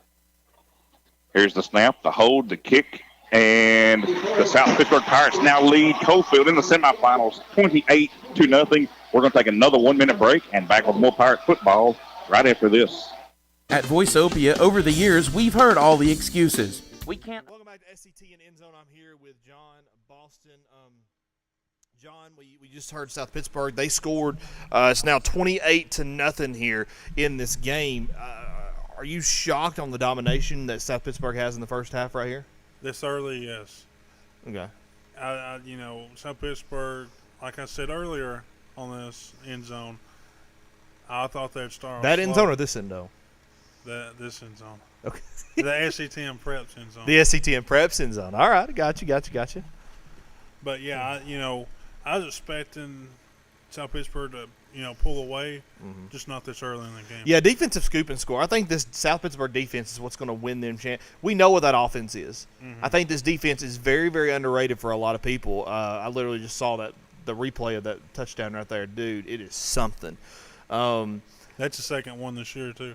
What, defensive touchdown? The player. Yeah. By the way, what did you think about that stat that Chris had put out there on SETN about South Pittsburgh having only their second field goal since like 1999? That's crazy. That is a crazy stat, especially as successful as they've been. You would think they'd have to have a good field goal kicker, but high school football. When's the last time you've seen a high school football player kick a field goal from outside of 30 yards? I don't know. I've been waiting to say this. Oh dear. What does Chris do in his free time? Now listen, that was a legitimate stat. Okay, that's impressive. He's not just going after kickers or something. Just no, that was an impressive stat. Don't you dare get on Chris like that. I'm just playing, Chris. Oh, Lord, John's not going to have a job tomorrow with SETN Preps. We're SETN End Zone. Let's see what we got on tap for you. I think this Red Bank Alcoa game. All right, Red Bank Alcoa is back on tap. Let's send you over to that game right now. And just a good read that time by that young man, and he picks it off, and Alcoa's in business at the Red Bank 26-yard line. Yeah, Marty, Braxton Ballman, a great athlete, as you see with the interception there, but also an even better student. As you mentioned a moment ago, you can go to the Great American Rivalry Series and vote online up until December the 14th. You can vote daily for the Scholar Athlete. Right now, the top 25 scholars in the nation that are elected by vote will be able, Marty, not only to receive additional scholarships, but also recognition from the Great American Rivalry Series and the Pro Football Hall of Fame. Incredible, and good luck, Mr. Ballman. Crossbuck give goes to Bonham, and Bonham will take it down to the 20-yard line. He'll pick up about 6 on first down, and it'll be 2nd down and 4 with 9.5 minutes left to go in the third quarter. Alcoa leading 27-7 with the football, and now in the Common Sense Pest Control red zone. Shotgun for Buckles. He gives the give this time to Harris, who makes the first man miss and slides down to about the 10. So he'll pick up a Dwight Price of Realty Executives first down, and we'll move the ball deeper into the Common Sense Pest Control red zone at the 11. You're listening to the Twin City Certified in Maryville on 411 South Game of the Week. Alcoa once again owning it. 27-7, and they're knocking on the door once again. 2 receivers right, 1 left, 2 backs. It will be Sankey with the give. He'll get down to about the 5 as he follows the lead block from Zane Bonham. And it'll be about 4 yards shy of a first down, so 6 yards on the carry from Sankey. Good job by Brendan Pecora, the left guard there, too, opening up that hole. Sankey gets it off tackle left into the end zone, or, as we call it, the rectangular scoring box, whatever you want to call it. Anyways, it is a touchdown, Tornadoes, brought to you by Everding Orthodontics. And now it is Jet Foley on to kick with Heaton to hold to add to the lead, which now stands at 33-7 with 8:27 left to go in the third.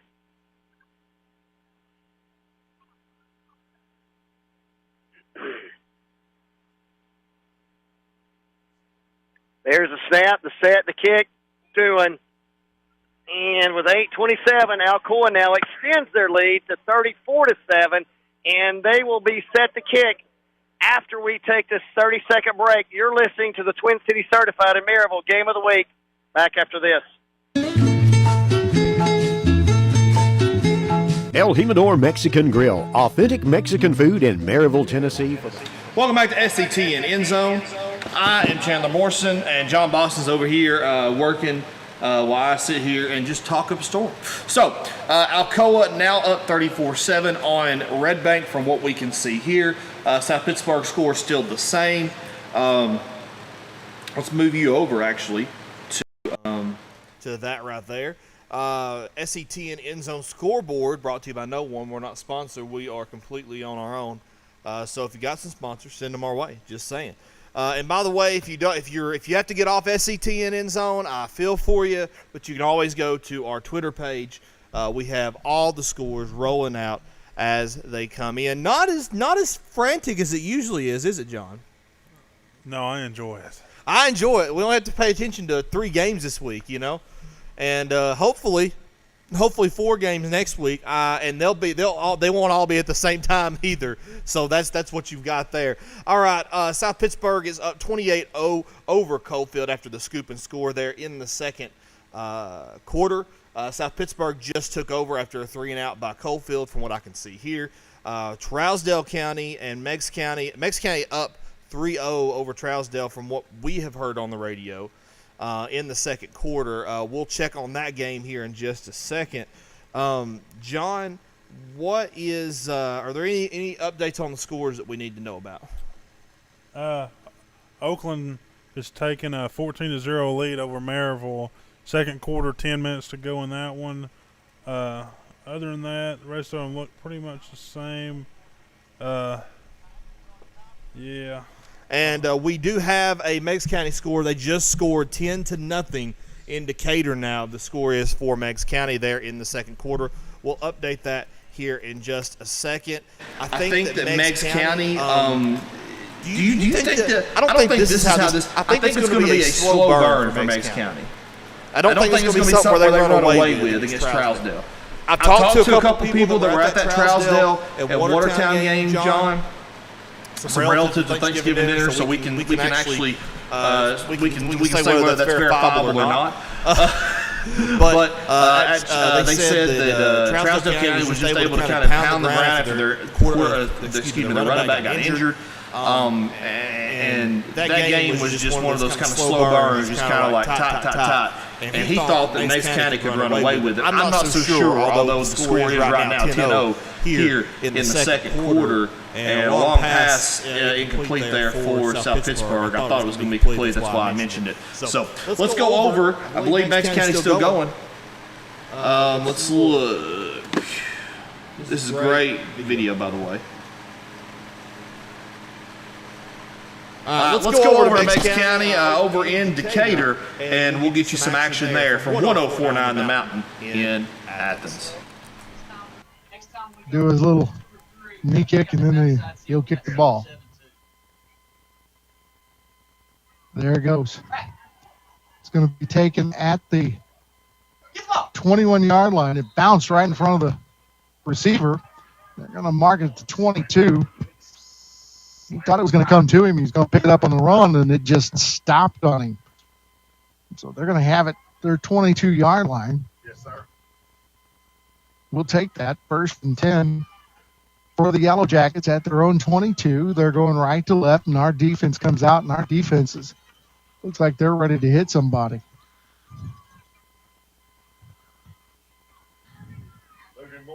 Burnley back in their quarterback again. One man in the backfield.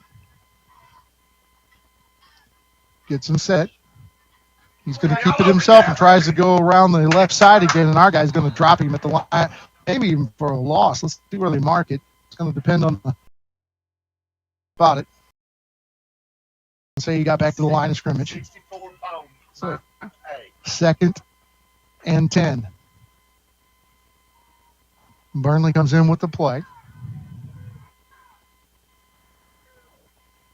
He is a junior, listed as a quarterback and a defensive back. One man in the backfield. Going to split it back, trying to go right side. They'll break it out. We'll finally bring him down, but not before he gets a first down.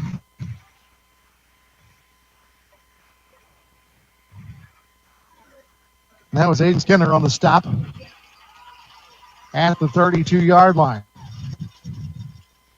It's going to be 1st and 10 at their own 32.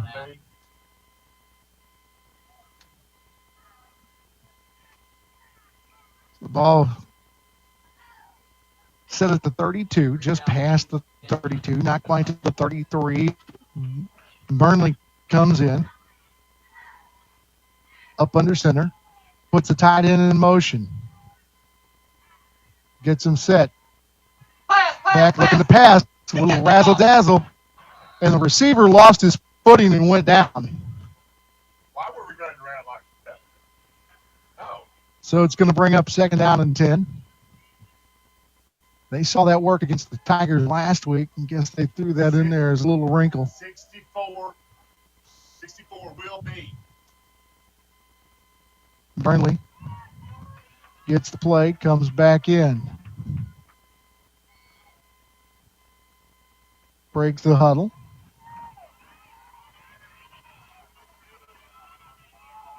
Up under center, one man in the back. Gives it to him, straight up the middle he goes, and it's going to be stopped at the 35-yard line. So a gain of about, we're going to give him 3. So it's going to be 3rd down and 7. 3rd and 7. Down to 4:41. 4:41. 10-0 on your McDonald's Decatur scoreboard. Tigers on top. Burnley brings it in. Burnley gets him set. He's up under center. One man in the backfield. Puts a man in motion. Hands it. They're going to have first down. Got it up to the 43-yard line, so it's going to be 1st and 10. 1st and 10, 4:18 on the clock. Gets him set. Puts a man out wide to the right side this time. They've all been lining up real close and tight. Burnley put the man in motion. Back. We're going to get a flag. Believe it's going to be a false start. It will be on the Yellow Jackets. Going to back them up 5 yards. Going to make it first down and 15.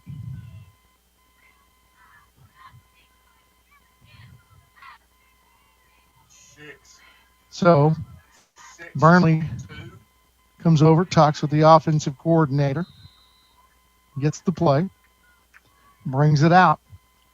We're at 3:55 on the clock in the first half.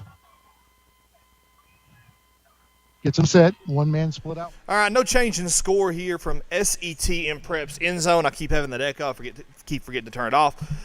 Red Bank trails Alcoa 34-7 from what we can tell.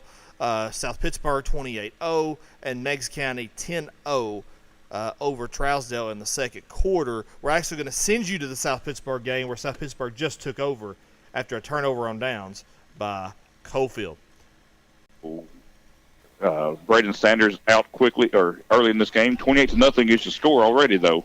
2:49 to play in the half, and Hunter Frame is down on the turf right now with a cramp. Well, he does already have 145 yards on 9 carries, 2 scores. Had a cramp about 70 yards ago. Already has 145 yards on 9 carries. Certainly a big catalyst for the offense. Well, here's the entire season. They vote on the and Mr. Football finalist for South Pittsburgh. Again, excellent game last week. He was all over the place last week. Man, that run that was called back was tremendous. It was absolutely amazing. People who ended up watching that game on the Gordonsville station, or the people who were there, everybody's talked about how incredible it was, even though it did come back. Of course, the run he had tonight for the big run for a touchdown wasn't too shabby either. But Frame is off the field now, and looks like he's going to be okay. They being the Pirates, send Jackson Lewis wide right, Reggie Hunter in the slot to the near side. You can see his number, but Richard Hunter is the quarterback. Handoff goes up the middle, looking for room. This is going to be Kelly. Kelly across the 35 to the 31-yard line, where it's going to be first down and 10, South Pittsburgh. As Kelly moves forward for about 6 yards, moves the chains. First and 10, South Pittsburgh. 28-0. Winner of this game plays a winner of Fayetteville and Lake County. South Pittsburgh and Lake County made up. It will be the rubber match. They've met 2 times in the playoffs, each team winning 1. Hunter in the gun now. Hands off Kelly on the counter. He's hitting the backfield, and he's going to be brought down for a loss in the play of about 3 yards. It's going to bring up second down and 13 for the Pirates. Played defended very well by Cofield there. They were certainly ready for that. South Pittsburgh, with that little counter, they've had success with it this season, but Cofield was there in the backfield ready to blow that play up. If South Pittsburgh plays Fayetteville, it will be another orange and black day, as the Pirates and the Tigers of Fayetteville are both orange and black as well. Again, Lewis goes out wide right. Hunter in the slot that way. Richard Hunter to throw. Throws towards his brother. It's going to be caught. 5-yard out. It's going to turn into more. He's got the first down across the 20-yard line. He stood up at the 17, then pushed backwards. It's going to be a first down, a pickup on the play of about 15 yards.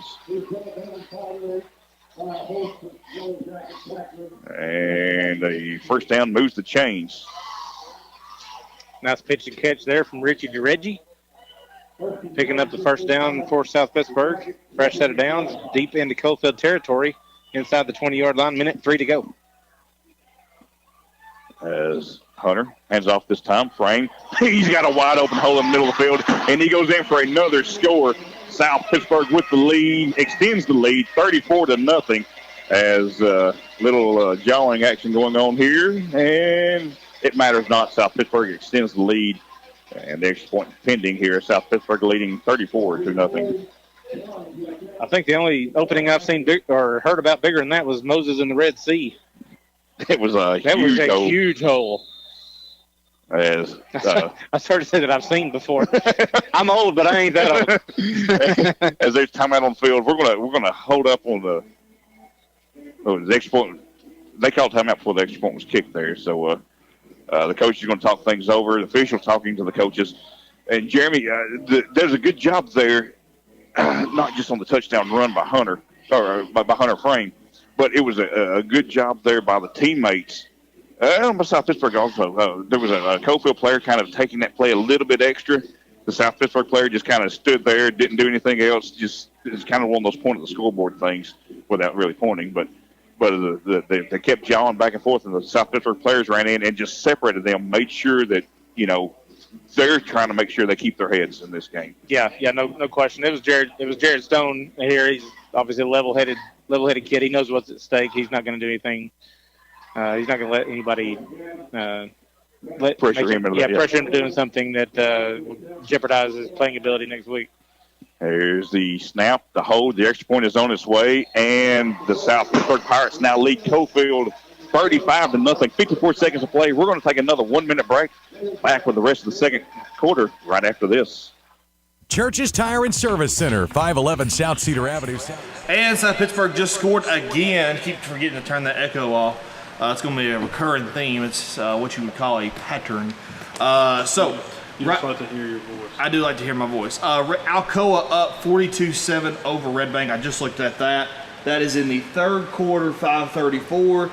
Again, third quarter, 5:34. Alcoa is up 42-7. Not surprising, John. The second half score, listen, I think it's just unfair that Alcoa is Alcoa, to be honest with you. When you go through the classifications, the past few classification cycles, I think there was one where they were actually in 2A, and they wouldn't move down to 2A. They stayed in 3A because they've been so dominant in 3A. And I don't think they'll ever be big enough to be a 4A school. I don't think they'll try to be. I don't think they will either. And I wish that would be a situation that we were looking at. But there's John, by the way, in case y'all wanted to see him. I wish that was a situation that we were looking at, was they were going to 4A, but I just do not think that it's going to happen. Again, 42-7, Red Bank over Alcoa. So far, Meigs County 10-0 over Trousdale. South Pittsburgh just scored 35-0 over Cofield. You hate to see that for Red Bank on their home field. There's a lot. Alcoa, it doesn't matter. They're probably used to playing on the road. It's probably a luxury to them to be able to just play at home during the semifinals. Well, they're so used to it, Chandler. I mean, they're used to playing this late in the year. Yeah. Playing, in Cookville. So I mean, they've been there. Experience is a big part of that. I think it is. And I think experience, when you get that much experience playing the semifinals, you know exactly how to go up against it. Now, Red Bank's been in that situation the past, 1 or 2 years in the past couple of years. But Alcoa's had that situation since at least 2014. I think they've won every championship since 2015. 2014 was the last time they didn't win one. So I mean, I think they missed the playoffs or something in 2014. I think, I'm not sure. Don't quote me on that. But Alcoa up 42-7 over Red Bank. I don't think, like I said, John, I don't think it's a surprise. I just think for us, it's kind of one of those situations where I would have liked to have seen a closer game, but at the end of the day, it's not on Red Bank. It's on having to play Alcoa. Yeah, Alcoa is just too dominant. I didn't see it being this far apart, honestly. Now, John, you played against Alcoa. I did. Before. What are your thoughts on Alcoa? What did they do that a lot of other teams don't? Drive 7 buses to play somebody. You think I'm kidding? For the players, the coaches, or I don't know who I was. There's probably a bus full of coaches. But I felt like I was at a college football game because I just saw, here comes a bus, here comes another bus, here another. You think they got 14 buses with COVID, so they can spread everybody out? They can probably afford it. Oh, but, yeah, you see a high school team in 3A get off with, 5, 6 buses. It's a little intimidating. I'm not gonna lie. Go out there and. I mean, I feel like more than half of that school is football players. That's just my opinion, but they playing wise.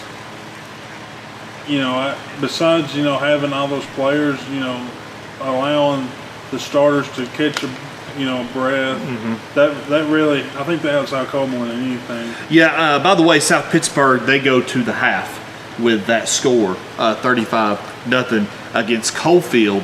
Golly, John, we have some other scores from around the state. You may not have them pulled up right here, right now, but yeah, I'll get them right here. Yeah, let's get our other scores from around the state. Yeah, Oakland is extending that lead even further against Maryville, 21-0. Surprising to me. Oak Ridge is still 7-0 over South Doyle. Just started the fourth in that one. Let's see. Elizabethton 21, Nolensville 0. Almost the end of the second on that one. Let's see what else has been updated since last time. Milan and Pearl Con is tied up. Just started the second quarter there at 13 all. And I think that's all the updates from last time. Okay. All right, that sounds good. Here, like I said, this is what you're looking at. If you're looking at our scoreboard right now, this is what you are looking at. We do have South Pittsburgh Coalfield. They go to halftime. Red Bank Alcoa in the third quarter is actually 42. Nope, that's not 42. That's 35. Alcoa Red Bank is, sorry, I'm having a little trouble getting everything settled right here while I'm talking.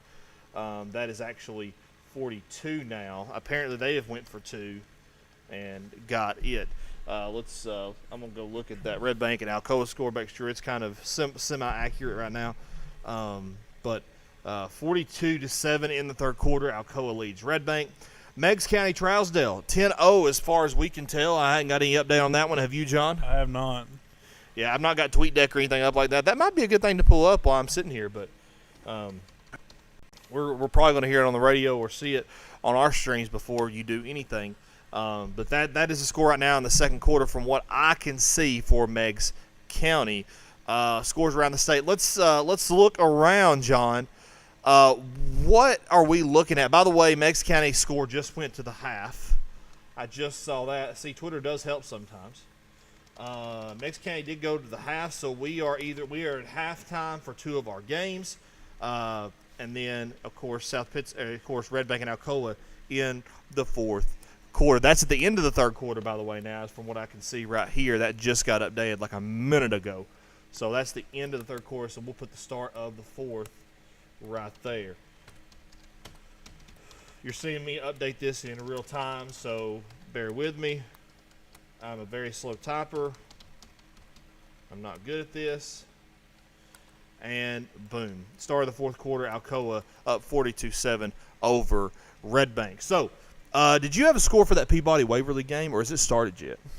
Yeah, because the winner of the Trousdale-Meigs County game, which looks like Meigs County at the moment, they're up 10-0 at half. Yeah, will play Waverly and Peabody. By the way, Waverly's head coach, if that sounds familiar, Waverly's head coach is actually Whitwell's former head coach, Randall Bolden. He moved out there to take over his alma mater, and I've got is 14-7 halftime score on Peabody Waverly. I just looked over at Twitter and it just pops up. Literally, it is. Twitter is literally just being a lifesaver right now. So Peabody and Waverly 14-7 right now is the score. When he was at Whitwell, didn't he play Peabody in the championship game that year? No. Was it not Peabody? Cornersville. Oh yeah, Peabody's 2A, Whitwell's 1. Well, yeah. Peabody did move down to 1A at one point, I believe. Yeah, I think Peabody was in 2A at that time. Yeah. I don't know. What do I know? By the way, at the end of that third quarter, Alcoa stopped Red Bank on 4th down, and they take over to start the fourth quarter. 12 minutes away from its 8th straight appearance in the state championship. That is just unfreaking real. Golly, man. Man, Hunter Frame, 3 TDs on the night so far. We're only to the half of that game. 54 seconds to go before halftime, he scored his 3rd TD of the night. He was like 145 before that. I wonder how much he's probably got to be at least he's been on the door of 200. He's got to be. That last score by Meigs County that put him up 10-0, that was Will Meadows. He exploded up the middle for a 58-yard touchdown. Dude, I hate that Mr. Football is voted on for the season. You don't get to see any playoff games because here's the thing. I think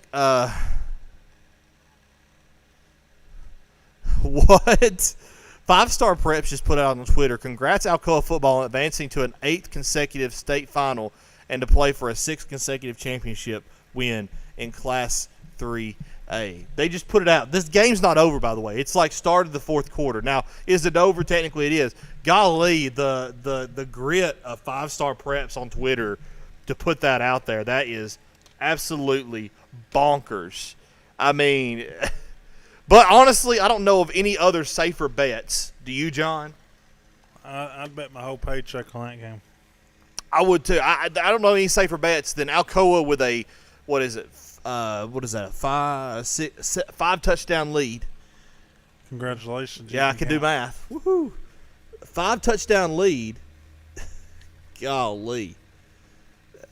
Man, oh man. A lot of games going on now. Do we have a score on the other end of the 3A spectrum?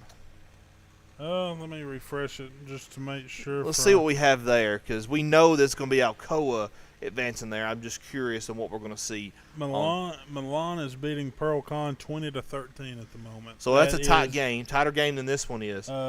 Going to half. So. Yeah. Going to half. Alcoa 42-7 still. 7 minutes remaining. Running clock because they're up 35-0. Taylor, I want to get your views, and this out of the area, but Maryville is losing 21-0 before half. To who? Oakland. Well, see, Oakland's one of those teams that they can play with Maryville. Right. They've kind of come out of the middle section of Tennessee. They're normally playing Maryville this time of the year. I believe they're around the Murfreesboro area, if I'm not mistaken. Yeah, they start in Central Time. So now I had a stat earlier this season that, and by the way, I'm still kind of torn up a little bit about Min County not being able to play because they would have beaten Dobbins Bennett by a long shot, I do believe. I'm still upset about that one. Anyways, if Min County would have played Maryville, one of the things I did tell everybody was that, listen, when a team holds Maryville under 30 during the season and then plays them again during the playoffs, they end up, the last time that happened, that team won. And guess who that team was? Amen. Oakland. Oh. Men never got to play them again in the playoffs because of the whole situation there. Of course, there's a lot that goes into that. I'm not going to go into that because it could get me pretty upset, hot and heavy, you know. Hey, Chandler, here's this from Tom Krieger at I don't even know where he's the Tennessean. Tennessean. 2 possessions. Maryville was trailing 14-0, and he said Rebels with 6 yards of offense after 2 possessions. Man, when's the last time you think Maryville has had 6 yards of total offense? Probably the last time they played Oakland. To be honest with you, that's about the only thing I could see there. I mean, that's just one of those situations. Golly, you hate to see it. I just wish that the team that could beat Maryville was from our area. I wish someone could beat them before they went to play for the semifinals. Just saying, you usually see Greenback in 1A, Alcoa in 3A, and Maryville in 6A. Mm-hmm. We're looking at the possibility Greenville in 4A. Yeah, and up in there. We're seeing the possibility of Alcoa being the only team from there. Yeah.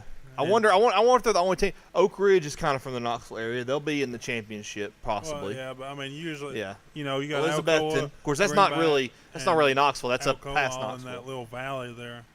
4 minutes and 50 seconds left on the Alcoa Red Bank game. Alcoa has the ball. They're kind of beating out the clock here, as you would expect.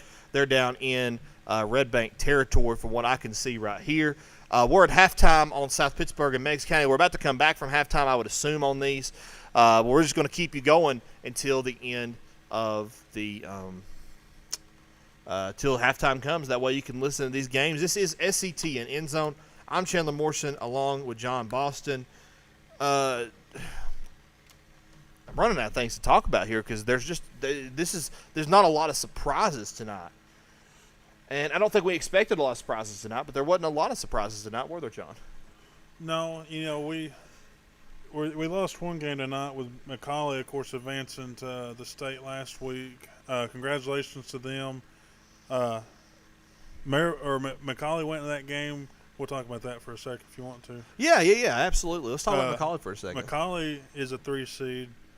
And the Memphis University School? They are a 3 seed, so the state championship has 2 3 Hey, seeds. and let me tell you something. McCallie has had to go on the road every round of the playoffs. And, I mean, as far back as I've gone, now I went back to about 2000, and I was just doing it real quick while I was on the podcast because I thought of that mid-podcast. And when I think about the stat mid-podcast, I can only do it. It takes so long to do it. But, honestly, John, since 2000, I don't think anybody in Division II has done that. No. Or Division II, the highest classification in Division II, which is AAA now, used to be AA. Mm-hmm. To me, that's impressive that McCallie goes on the road and does that. And I told Chris last week, I said, listen, if they beat Brentwood Academy, they'll beat whoever comes out of the West, and that's MUS. I think they are a shoe-in for another state championship. And I think it's going to be one of those situations where we didn't expect it, but they came back and won. Usually when teams win a championship, they don't have all the players back.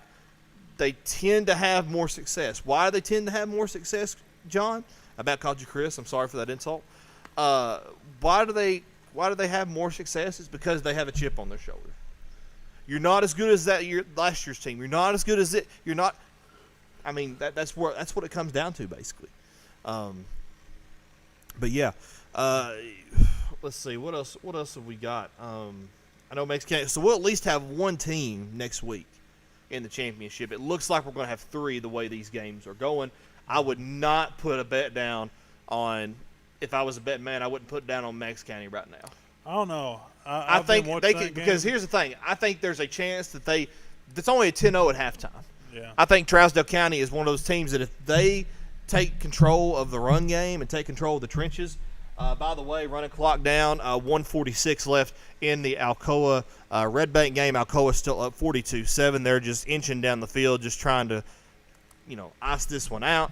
Another run there, not even close to a first down. They had some things going on there, but listen, I'm not going to say Meigs County is in a bad situation right now. I think they're in a good situation, but 10-0 lead can evaporate like that. Mm-hmm. I mean, all it takes is a touchdown and then a kickoff return or some kind of defensive play or something of that nature for you to be in that position again. I mean, that's what it is. But I mean, yeah. That Oakland Maryville is at the half. Right. Oh, by the way, Chandler, sorry to interrupt you. The 1A West Division game. Fayetteville, I was about to ask you that. Yep. Fayetteville 14, Lake County 10, going to half. So Lake County 10-0 over Fayetteville at the half. Okay. Yeah. That would be. I just don't. Fayetteville will be coming out of that. And see, I didn't think Fayetteville would be as good as they were. Fayetteville. Alcoa and by the way, sorry, breaking news. Alcoa Red Bank has gone final. So Alcoa and Red Bank, I'll go ahead and update that while I'm sitting here. That one is final. That was a quick fourth quarter, and if you're wondering why, it's because they were up by 35, and they could have a running clock. So Red Bank Alcoa is final. We know that Red Bank will not represent the Chattanooga area in the state championship. That, of course, is at the hands of Alcoa, who has been there. Now they're going their 8th straight time. So, I mean, it's just tough. It's just tough if you're in 3A and you have to go play somebody because you're never going to win a state championship while Alcoa is there and Gary Rankin is alive and kicking. I'm not so sure when Gary Rankin leaves that there's not going to be whoever. It's just going to be. It's a machine. I'm not to. I mean, Gary Rankin's a very good coach. He's had success at several schools, but it's just a machine. I think teams are now starting to beg to get out of 3A. Yeah. That way, Like I told Chris a couple years ago, Signal Mountain. Now I don't know this to be confirmed. This was the word on the street that Signal Mountain for a while they moved from 2A to 4A because they had such a big enrollment. That's when you had all the private schools and everything like that as well. But they had such a big enrollment that they moved up to 4A. They were originally in 3A, originally in 2A. They moved up to 3A, and they said, you know what? We're not going to play Alcoa, so we're going to move up to 4A because they were pretty close to the line. I remember when Signal Mountain, I think it was my freshman year, your senior year possibly, or my sophomore. That was the team to beat. Yeah. There for a few years, they were the team to beat in the Chattanooga, area. Of course, they ain't that way anymore. They're still good, but they're not like they used to be. Yeah, I mean, that is true. For Signal Mountain, yeah, they're definitely not where they used to be. And by the way, everybody talks about Signal Mountain. I mean, here's the thing: everybody knew something was up when you go and you play South Pittsburgh in their prime back then. Mm-hmm. And I believe it was South Pittsburgh and Signal Mountain had played the same year for a state championship, if I'm not mistaken. Maybe. Probably. I'd have to go look back. I know it was in 2010 or 2011. But I think everybody knew something was up when Signal Mountain went to play South Pittsburgh. And, that was, by the way, I don't know if you remember that, John. You may not remember that. There was, pure pandemonium in, high school football. You could not get a ticket to that game. I've not seen a high school football game like that ever. Because South Pittsburgh is just so good. Signal Mountain was just so new and so good. Mm-hmm. It was I think everybody knew something was going on at Signal Mountain at that point, and we later found out there were things that were going on at Signal Mountain. But at that point, it was just so crazy to see Signal Mountain in the spot they were and just have that much success there early. And of course, we found out later that it was, kids that had been recruited, kids that weren't even supposed to be going to that school. And by the way, Signal Mountain and Hamilton County was pretty lenient, not because of anything, but because they were letting kids come to Signal Mountain. If they were in a lesser school zone, for what they say, a lesser performing school zone, they could go to another school, and they would end up going to Signal Mountain up the mountain. But there was the one kid, I think it was Trey McClendon or something like that. I think that's the one. He had drove from Georgia to Signal Mountain. He was driving across state lines to go to Signal Mountain. I mean, it's kind of a strange situation. I think everybody knew something was up when they play Signal Mountain and they go toe for toe with them and even beat them. But John, what's it looking like around the state right now? Oak Ridge just extended their lead. They're I think number 2 team in that region. 14-0 against South Dual. 5 minutes left in the fourth. The rest of the games are at half right now. Nothing else, new to report at the moment. Just Oak Ridge 14, South Dual 0. All right, John, that sounds great to me.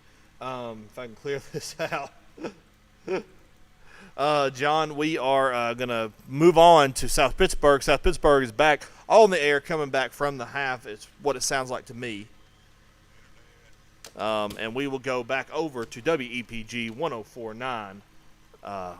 WEPG, I guess the river, is that what they call it? The river. That's what we're going to. So we'll see you back here in just a second. Remember a few years in the early days for us that there was one year we had no sponsors. Absolutely none, and now we've got a full complement of sponsors, and we thank everyone who does it. We've had a few that have been with us for a long time, a few others that just joined us, but thanks to all of them who get us on the air each and every Friday night. Of course, thanks to everyone who listens to us. It is halftime here at South Pittsburgh. The Pirates lead 35-0. South Pittsburgh is back on the field warming up. Coalfield will be coming out here shortly. The rain is still coming down. Still a good group of fans here in the stands wanting to cheer the team on. Welcome back to SETN Press End Zone. Sorry, I misheard there. I thought they were coming back from halftime right there. Apparently, they're still at the end of halftime. If you're just joining us, Red Bank, they lose 42-7 to Alcoa. John is the man over here to my right. John, how are we doing today? Still doing good. Still doing good. 1 week away from the big dance. 1 week away from the big dance. Listen, I'll tell you something. I high school football is stressful for us sometimes, especially on a Friday night. I think listen, I don't take football for granted. I think I'm going to enjoy that first Friday that we don't have football. I'll enjoy it, but not for long, because then I'll start being missing it. I'll start missing it again. We'll start talking about ideas, and 2 weeks later, after the season's over, you'll start texting me ideas, and I'll start texting you ideas. Chris, and then Chris will say, no. Stop texting. It's 11 o'clock at night. Quit texting me. Flashbacks. Oh, we're gonna start putting some of those those moments from the group chat of old SETN friends. I don't think Chris would be too happy with that, but anyways, so if you're just joining us, like we said, Red Bank is out from the playoffs. They are over here to the scoreboard real quick. South Pittsburgh is up 35-0 at the half over Coalfield. I don't think there's any surprise there. I did not think Coalfield was going to be – I thought Coalfield was going to put up just a little bit more of a fight. Honestly, I'm not surprised with this score, though. It just felt like there was not going to be anybody strong coming out of that bracket that Coalfield and Greenback were in. And it felt like Coalfield was a little bit like that school that just can never get the they keep punching at the wall, but they just can't ever get through it because Greenback's there. Right. And, it's the same kind of situation with Whitwell. Of course, they had a once-in-a-generation type team, but it was kind of like they kept punching. They could never get past South Pittsburgh. And the year they did, they went on and won a state championship. Coalfield, on the other hand, they finally got past Greenback, and guess what they had waiting on them?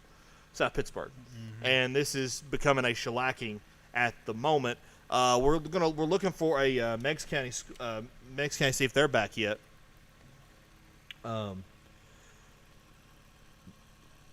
Waiting on that. I think Meigs County's back, so we're going to send you over to Meigs County right now, and we'll be back in just a jiffy. By the way, Meigs County, they're coming back from halftime. South Pittsburgh still at halftime, 35-0 over Coalfield.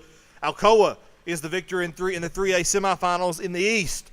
They will represent the East in the state championship in Cookeville next week. Red Bank, sadly, their season is over. A lot of great memories from this season from Red Bank, but their season is over as we head out to Decatur, Tennessee for the Meigs County Trousdale game. 104.9 The Mountain in Athens is who is on the call. 1st and 10. The officials stopping everything because clock went back to 12 minutes. So they're gonna see where the clock needs to be set and get it set. But here's the deal: they don't have him Something didn't happen. And the clock's not functioning properly, so that's gonna stop things. I think they're coming our side, but same thing. Yeah. And they're working on the clock, trying to get it set to get this back underway.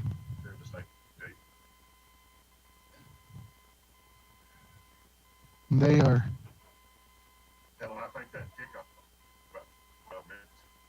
talking with the referee, who's talking with them in the booth. And they're going to break the guys to the side while they get things set. 11:53 is where they're going to set it, looks like. They're going to check it. See if it works.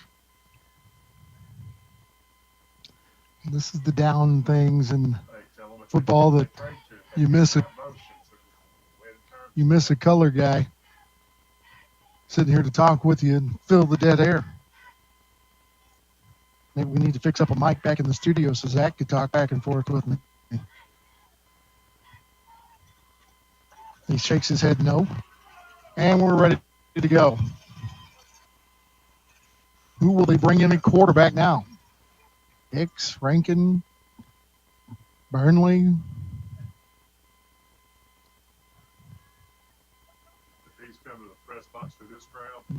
Defense gets ready. They huddle up. They're talking amongst themselves.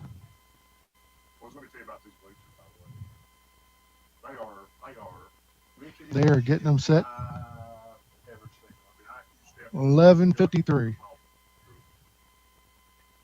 11:53. We're waiting on the official to get up here, the timekeeper. He's going to have to run the clock from up here in the booth. Here he comes. He's crossing in front of us now.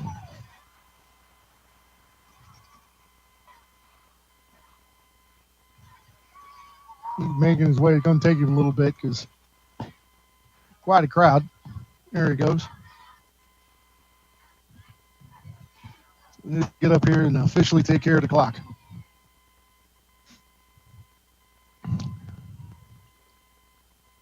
Our defense deploys. Ben Smith looks like he's ready to hit somebody.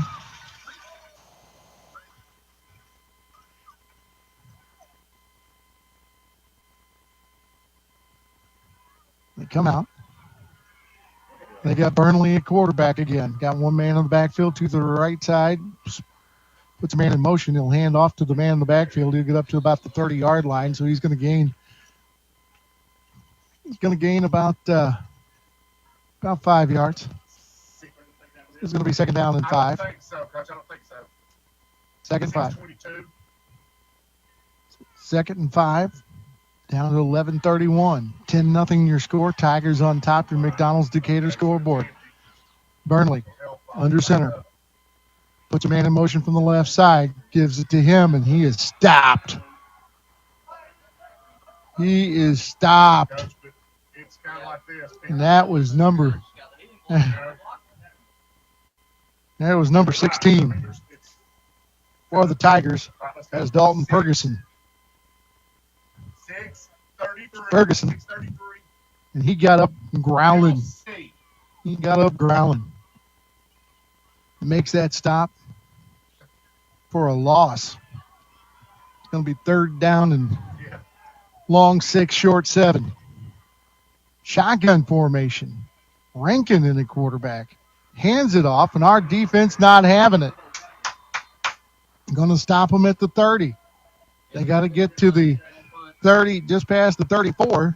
So it's going to bring up fourth and the short 5. They're going to punt. 10:25 on the clock. They're showing punt. Huckabee going back deep for the Tigers. Meadows is back also.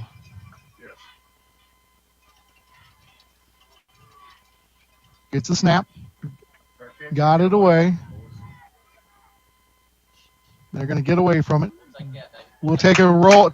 Tiger roll. It hit at the 42. Rolls back to the 44 for its stop. We'll take that Tiger bounce. 9:59 on the clock.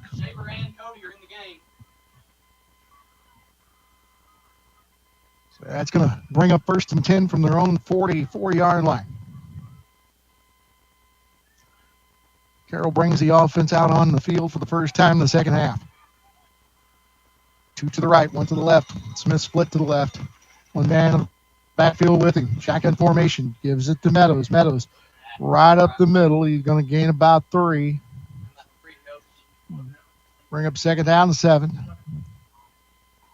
2nd and 7. Ball up at the 47-yard line. Carroll breaks the huddle. Gets him set. Going to keep it himself. Tries to spin, and he's going to get to the line of scrimmage. Going to bring a 3rd down and 7. 3rd and 7. So no gain on the play. Play comes in with Huckabee. Owens comes wide to the left. 2 to the right. Carroll gives it to Meadows. Going right side. He's going to be tripped up. at the 50-yard line, so it's going to bring up fourth down and 4. I believe we're going to punt for the first time tonight.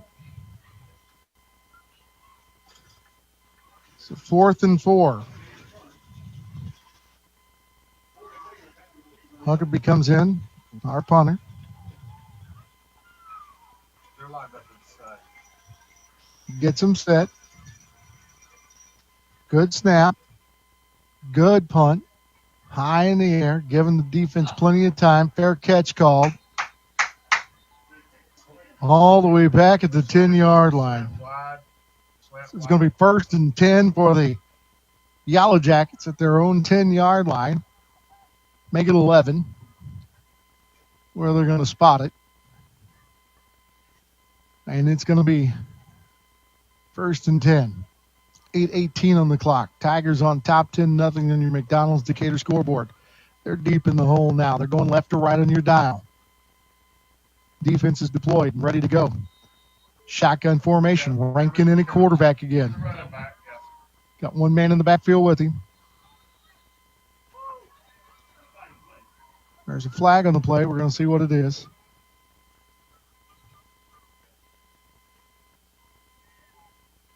And they're going to stop the clock. They have Tockett over with the white cap. He needs to, since it's trips, he's going to And have they're to going inside to get them set.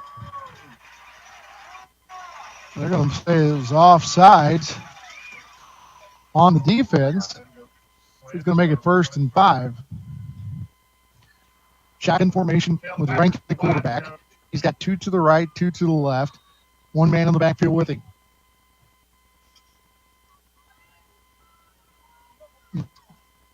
He's changing the play. Puts a man in motion. The left side to the right side, hands it off. Got a hole. Got the first down and then some. He'll be brought down at the 34-yard line. I think they're going to give him to the 35. This one guy's at the 35, one guy's at the 34. They're going to mark it right between the two. They line everybody up on and we're going to jump off sides and give them 1st and 5. Hard snap count. We fell for it. 1st and 5. 8:04 on the clock, 3rd quarter. 10-0, Tigers on top.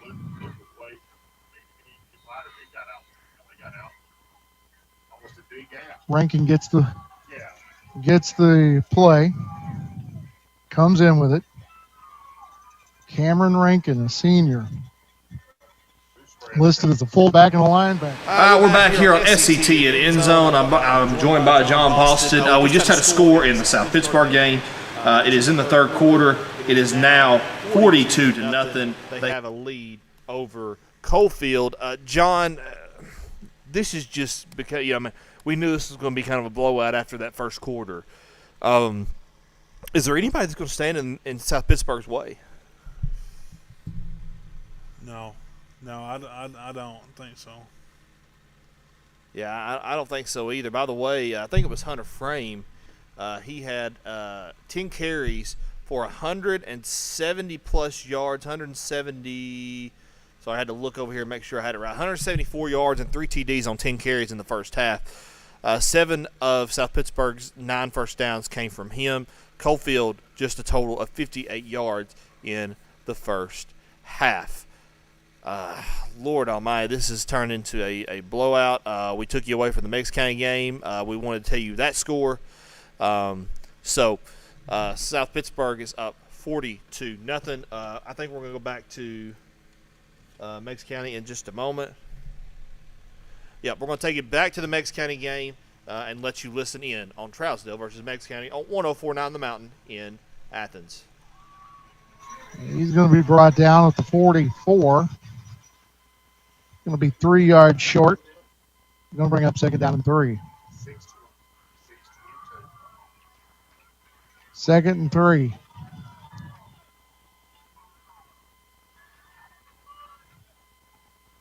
Burnley is getting play from Sideline. Comes in with it. Breaks him out. He's got Rankin in the backfield. Kind of an offset eye. Going to put people in motion from the right side to the left side. Going to hand it off to the second man through. Oh, guys come right through the offensive line. Going to hit him for a loss at the 46-yard line. Our guys were ready for that. They were ready for that. It's going to bring up 3rd down and 5. 3rd and 5. They lose 2.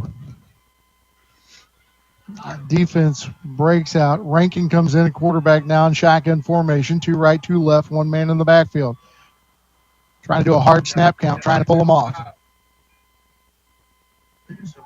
Got that hard snap count. Slapped his hands, trying to get somebody to jump. Gets a high snap, hands it up, gets it stopped. Going to be short. Going to bring up 4th down and 3. At the 44-yard line. Looks like they're going to go for it. They're going to go for it. 4th and 3. Defense getting deployed. Burnley comes in at quarterback again. Up under center. Rankin, the deep man. Puts a man in motion.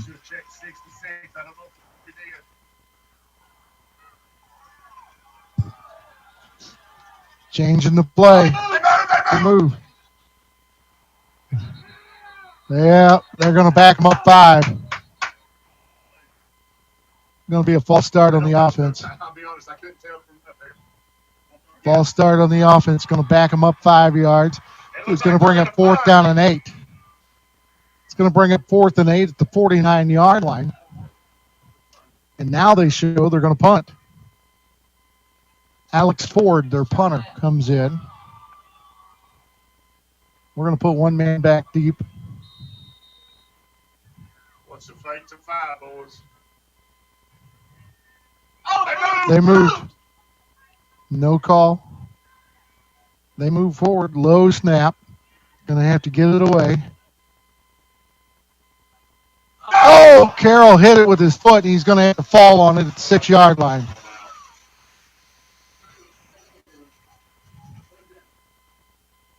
So going to have it. Great job. Make it 7. 1st and 10. And our own 7. Deep in the hole.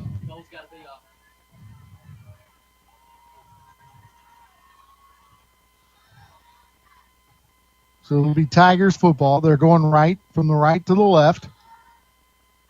There's 4 minutes and 3 seconds remaining in the 3rd quarter. 10-0 to score. Tigers on top. Meadows has had a 58-yard run for a touchdown tonight. Wouldn't it be nice to have a longer one? Carroll's going to keep it. Comes up the left side. Looks like a rugby scrimmage out there. Going to get up to about the 13, 14-yard line, right in the middle of it. Going to be about 4 short, 2nd down and 4. Play comes in. Huckabee brings it in. Split it out. 1 right, 1 left. I formation. Up under center is Carroll. Gets it. Hands it off to Meadows. Goes around the right side. He's off and running at the 40. At the 50. He's up to the 30. And they're going to bring him down at about the 24-yard line. Make it 25.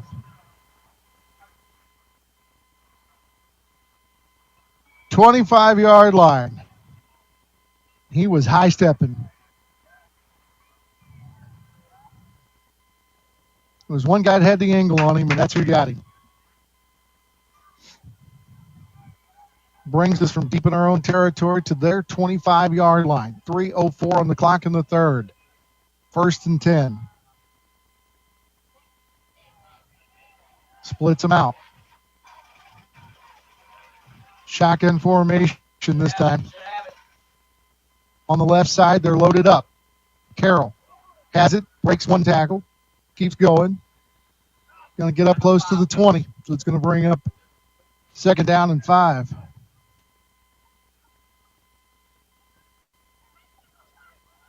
So 2nd and 5.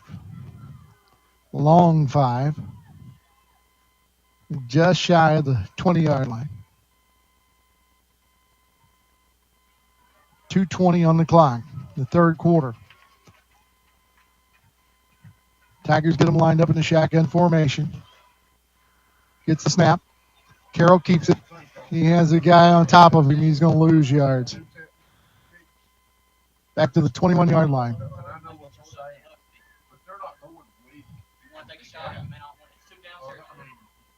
So it's 3rd down and a long 6 for the Tigers. They get the play from the sideline. They're going to bring it up to the line. I formation as Carroll goes up under center. He's going to snap the ball, give it to Meadows, and Meadows was hit by 2 just as he got to the line of scrimmage. He's going to fall forward just inside the 20-yard line.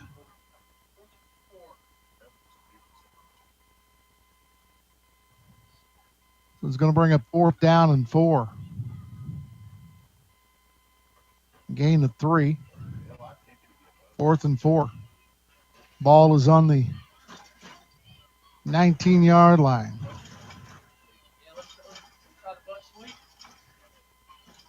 Taking our time.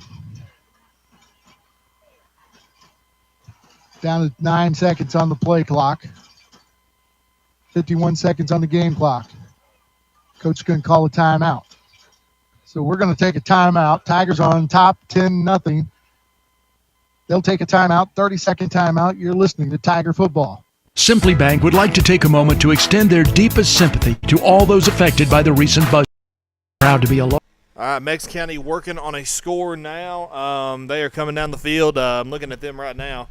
10-0 is still the score there. We don't have any update on the South Pittsburgh score. I believe it is the same as far as I know. Haven't had another score in that game yet. As it gets closer and closer to the fourth quarter, it's still in the third, I believe.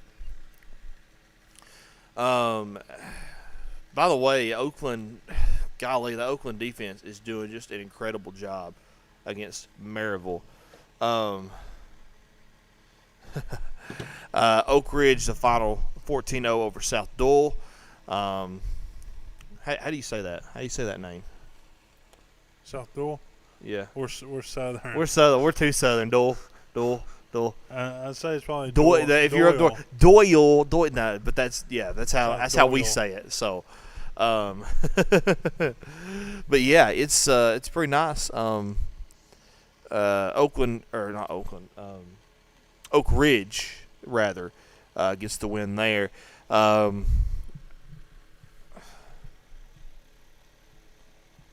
Making sure I didn't miss anything there. That was just one that had already come through.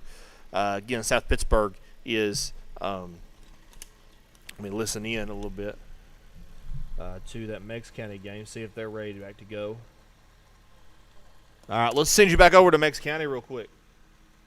And 4, shotgun formation. Carroll gets the snap. Has a hole and going to keep running. It's going to be close. Close to a touchdown. We'll see where he's going to be marked at. Yep. Looks like they're going to mark it at about the 5. They're going to say that's where he came down. He slid to about the 3. So 1st and goal. 1st and goal. 1, 2, 3, 4, 5, 6, 7, 8, 9, 10, 11. We got 11. 26 seconds. 13 seconds on the play clock. They'll have to run one.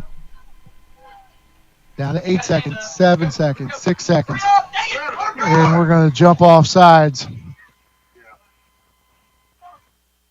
So we're going to back him up. Back it up. Stops the clock. 15.6 seconds. So just inside the 10-yard line. Between the 9 and the 10. 1st and goal. sideline warning on Meigs County. That's pretty amazing. So we'll get them warned and roll the clock. We don't actually have to run a play. We can let it die. And don't jump outside. Carroll going to back up. He's going to let it in. So at the end of 3, Tigers are on top, 10-0 on your McDonald Decatur scoreboard. We'll take a 30-second timeout and be back. You're listening to Tiger Football.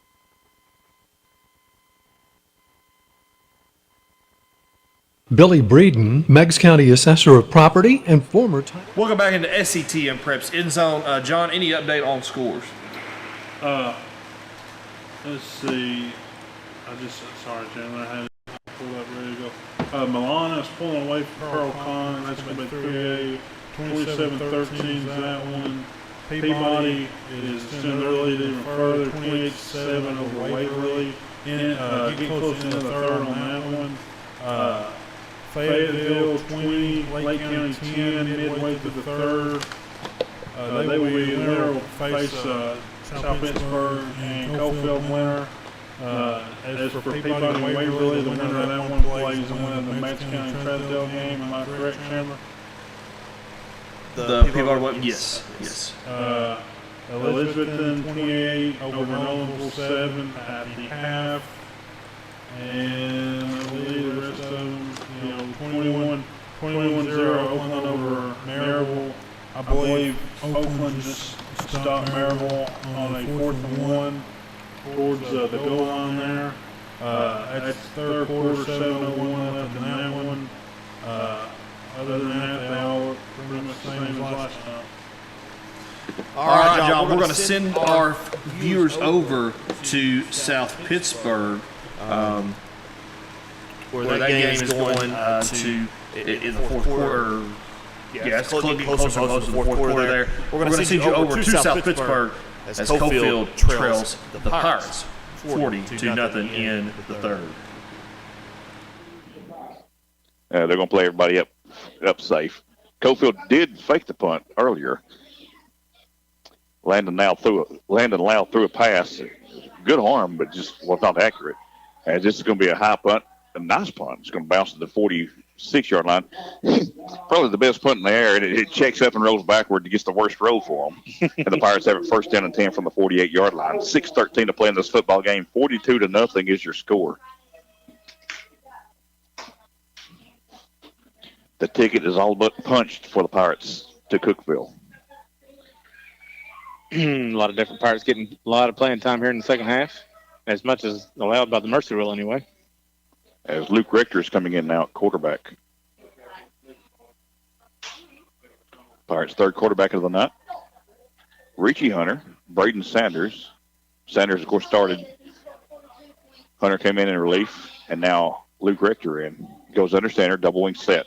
Turns, hands off to his wing back, going left, right across the formation. He's going to be wrapped up and dropped for about a 3-yard loss. And it's going to bring up second down and 13 with 5.5 minutes to play in this football game. The winner, as we said, will play the winner of the Fayetteville-Lake County game. That game was 14-10 a little bit earlier in favor of Fayetteville at the half. We'll look at it now, and it looks like Fayetteville is still leading Lake County now 26-10. If the Pirates and the Tigers do meet up, it'll be the fourth time they've met up. All 3 times they played so far was right here in the playoffs at Bean Stadium when Fayetteville was in the eastern bracket. As Rector turns, hands off to his fullback up the middle. Nice move, spinning forward and picking up about 5 yards. That's Taj Robinson. And that's from Taja. He had a nice game earlier in the season where he had 2 carries for 2 touchdowns and ended up with about over 50 yards on those 2 carries. In the fourth quarter, Meigs County leads Trousdale 16-0. So it looks like 2 area teams may be punching their ticket to Cookeville. Third down and 6 coming up for the Pirates from the 48-yard line. Handoff goes left side, looking room, stiff arm, and picks up a couple of good blocks. Reaching for the first down marker, I believe. Was that Chris Jackson again? That was Rakash Kelly. Was that 6? Oh, okay. It was 8. I couldn't tell if that was a 6 or an 8. There was 8. Rakash Kelly. Kelly's going to be just shy of the first down marker. It's going to be 4th down and 1 with 4 minutes to play in this game. 4th and 1 from the 42-yard line. Pirates will have it. The ball slipped. The officials can't even hold on to it. Now they're set to go. Rector will go under center. Double wing set. Quarterback sneak. Up the middle he goes. He's got the first down before being shoved backwards. It's going to be a first down. Moves the chains with 3.5 minutes to play now. Other game that's going final right now. Oak Ridge defeats South Dole 14-0. Oakland has scored again, making it 28-0 over Maryville. I wonder if Maryville's ever been Mercyville. It's about to happen. My guess is no.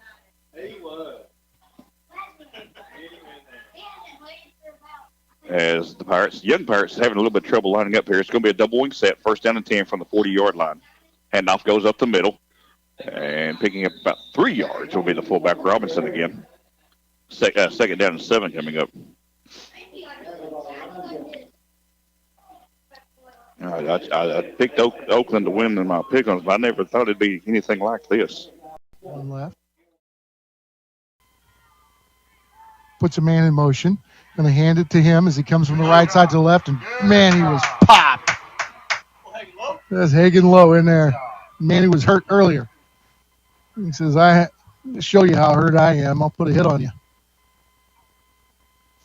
Back at the 39-yard line. 3rd down and long 4. Shotgun formation. 3 right, 1 left, 1 man in the backfield. He's not liking what he sees.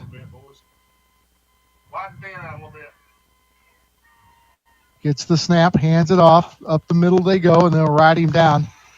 Just short, I believe. Depends on where they're going to spot it.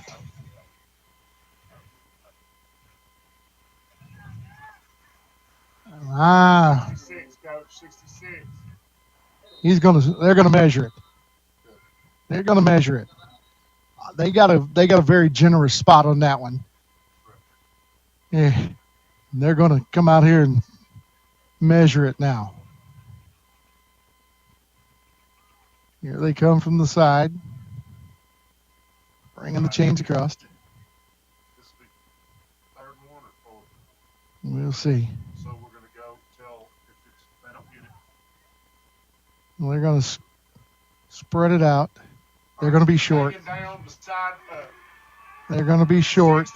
64, it's going to be 4th down and inches. 4th and inches.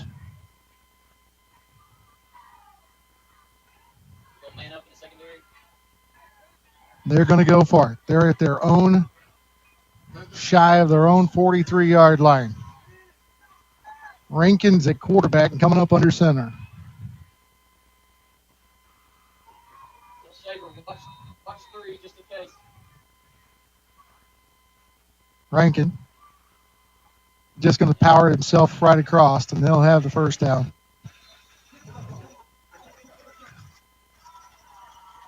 Up at the 64. Yes, sir. Hunter Brown slow getting up. Going to be at the 45-yard line. It's going to be 1st and 10. Down to 9 minutes. I believe we're going to see Rankin at quarterback again. We are. Shaka. Back here on SETN, in zone, you were just listening to the Meigs County Trousdale County game. That's still a close game, 16-0. Looks like Meigs County is going to take this one. We do have a final, though. South Pittsburgh just went final. They will be heading to Cookeville. 42-0 is the final score over Coalfield. We'll take you to their radio broadcast real quick so you can get the celebration. We'll be right back on SETN in zone. South Pittsburgh is the home of deep roots of family and community. It's also Cast Iron's hometown. Since 1896, Lodge Cast Iron has been proudly making heirloom quality cookware in South Pittsburgh. As a provider of local jobs and a sponsor of the National Cornbread Festival, we believe... Sorry about that. I thought we were not going to commercial on that point. So, John, South Pittsburgh back in the title game. What is your first thoughts on that? It looks like they're going to be playing Peabody from everything. That one's like what, 35-7, right? 35-7. Getting close to midway point in the fourth quarter in that one. Going to be a good matchup next week. Who's going to be playing Peabody? South Pittsburgh. No, they won't. That's 2A. This would be Lake County or Fayetteville. Okay. I think someone took a lead in that one. Sorry, we were getting confused. Listen, 1A and 2A, those teams could definitely. County, if they held on, they would be playing Peabody. Absolutely, yes. But yeah, I had in my mind from earlier where we were talking about Peabody. Yeah. But absolutely. Fayetteville is leading that one 26-16. Midway in the third in that one. So right now, here's how it stands on our SETN end zone scoreboard. South Pittsburgh with a 42-0 win. That game is final. Alcoa, they take down the Lions of Red Bank 42-7, and Trousdale County trailing Meigs County 16-0 in the fourth quarter. Do we have a time stamp on that one? I guess we don't. Let's see. They scored 11:41, so it's probably below about 9 minutes. I'd say around 8-9 minutes.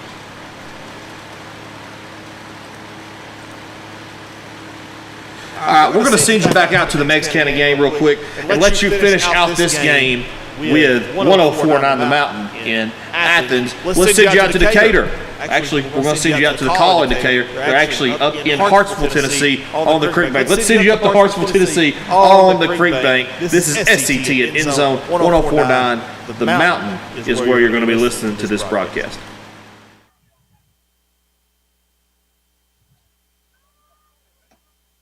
Official timeout. They're going to measure again. I'll bring it up here. Stretch it. It is a first down. So 8 minutes remaining in this game. They got it 1st and 10. At the Tigers, it's going to be between the 34-35-yard line of the Tigers. They're going right. Celebrating, and they should enjoy it. It's always sad to play the final home game of the year, but it's great when you still have at least one, when you have one more game to go. Yes, and the TSSAA now has been playing state championships, playoffs in 7 decades, and South Pittsburgh has made the state championship game in each of those 7 decades. The only team in the state of Tennessee to be able to do that. And they knocked out this decade. They knocked out the last decade and this decade. Just to get that out of the way quickly, as they did it in 2010 and in 2020. As Grant, thank you for keeping stats for us tonight and this year. Good luck on Monday with the basketball game, as the basketball program plays FC Boyd. Sorry about that. We had a technical difficulty on here on SETN Prep End Zone. We were trying to give you the Meigs County game. It ended up sending you back over to the Coalfield South Pittsburgh game. We had our whole system just quit for a few seconds and then decided to start back up. So there you go. That's SETN End Zone for you. It looks to me, is that a catch for Trousdale County? Whoa, we need to take you to that game. Let's take you to that game. We're probably a little bit ahead of you. Let's take you to Meigs County Radio on 104.9 The Mountain in Athens. That's what they're going to do. Shotgun formation. Up under center is Bartley. He's looking to pass. Has a man. No good. So no good. So they will get on the scoreboard for the first time tonight, but it's 16-6. Tigers on top of your McDonald's Decatur scoreboard. We'll take a 30-second timeout. You're listening to Tiger Football. Holiday shopping saves you more at your Piggly Wiggly store. Get Best Choice Grade A turkeys just 89 cents a pound. Boneless ribeye roast only $10.99 a pound. Get Cooks or Sugardales. All right, so now we have Trousdale is on the board 16-6 with under 8 minutes to go here. Is the score. I actually was in the process of updating that before we went to commercial. Just kind of how we have to do things here. They end up going to commercial at times that we don't want them to. So that's how SETN Preps End Zone does go. What you're looking at right now, 16-6 is the score in the Meigs County Trousdale County game. There was a long pass for Trousdale County as I was watching it right over here, and golly, was it a long pass. So we have a lot of things going right here for Meigs County, and in these other teams, but Trousdale is just now scored. Oh, sorry, I pulled up the wrong thing on my phone. Funny. So thank you for joining us here for SETN Preps End Zone. We are not done with this SETN Preps End Zone. We're just going to send you out to Meigs County when they come back to commercial, and we'll kind of talk to you through this whole endeavor process here as we get ready to end this night on what looks like a good note for the Chattanooga area. It looks like we're going to have 3 teams in the championship. Let's take you out to Meigs. Let's take you out to Hartsville, Tennessee. I want to say Meigs County, Tennessee. Let's take you out to Hartsville, Tennessee, where the Meigs County Tigers are taking on the Trousdale County Yellow Jackets, all on the creek bank. Let's take you to the broadcast out there with 104.9 The Mountain in Athens. So they've decided they think they can stop us and get the ball back. 6:53 on the clock.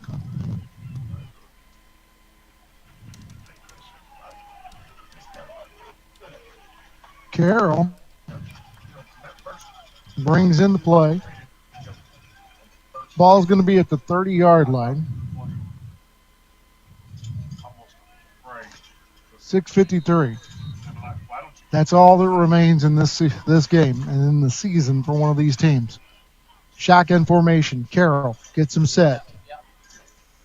2 right, 1 left. Going to keep it himself. Cuts back towards the center, and he's going to be stopped as he crossed the line. Going to bring up 2nd down and a short 9, long 8.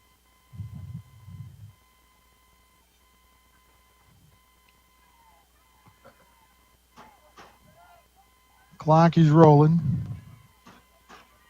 6:25 on the game clock. But the way they're running from the left to the right, they can see the play clock, so Carroll can let it run down as long as he wants to before snapping the ball. 2 left, 1 right, gets it, hands it to Meadows. Meadows going to break it up about the 34. Third and 6. 3rd and 6. Carroll waiting for the play to come in.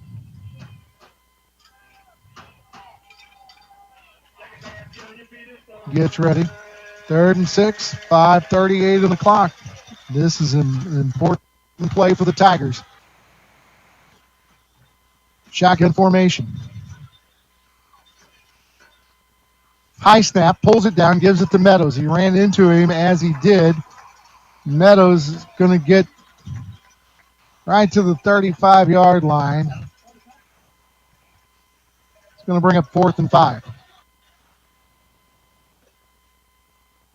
4th and 5.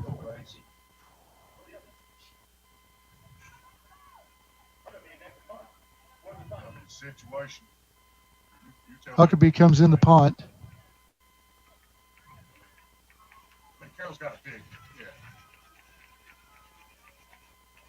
They're going to let it run down.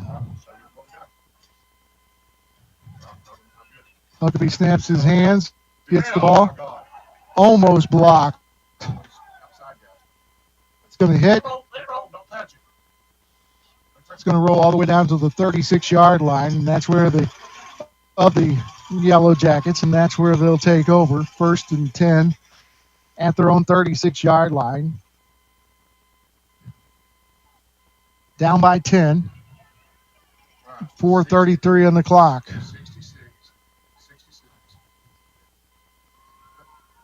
We got 12 players on the field. Our guys getting in there.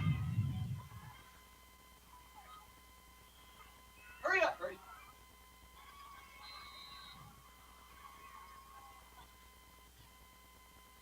They got him ready. Rankin in shotgun formation. 3 right, 1 left, 1 man in the backfield. Gets it. And our guy's going to hit him. It was a wide out screen. And our guys weren't fooled at all. going to stop him at the 30, so he's going to lose 6 yards. It's going to bring up 2nd down and 16. 2nd and 16. Shotgun formation again. 2 right, 2 left. 1 man in the backfield. Gets the snap. Rolls to the left side, looking to pass. Has a man wide open and went in and out of his hands.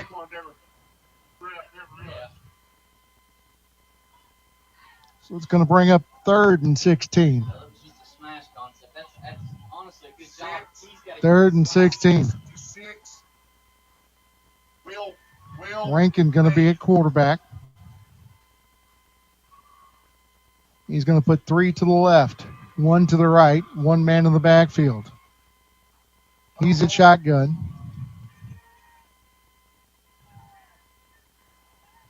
Gets the snap, rolls to the left side, looking. Has a man across the middle.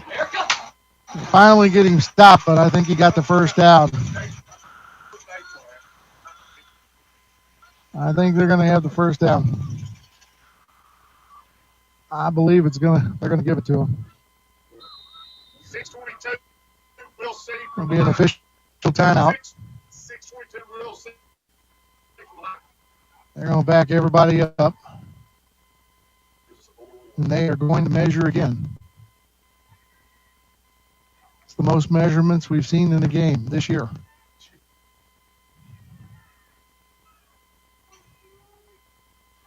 Most of these white caps are fishermen, and they eyeball it.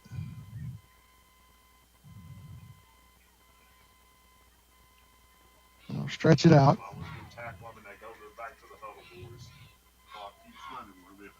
3:52 on the clock. First down. Won't be a first down just by the nose of the football.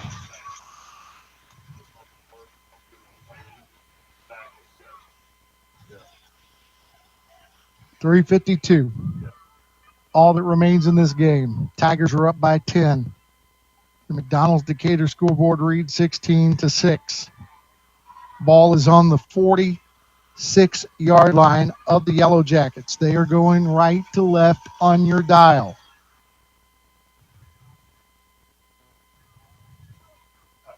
They're getting set up. Shotgun formation. 1, 2, 3 on the right side. 1 on the left. 1 man in the backfield. Gets them set. We got 4 down linemen. Down to 12 seconds on the play clock. Gets the snap. Want to run it. Trying to run an option off the right side. They're going to be close to a first down again. They stopped him in the field of play, so the clock will keep rolling. So it's going to be a first down.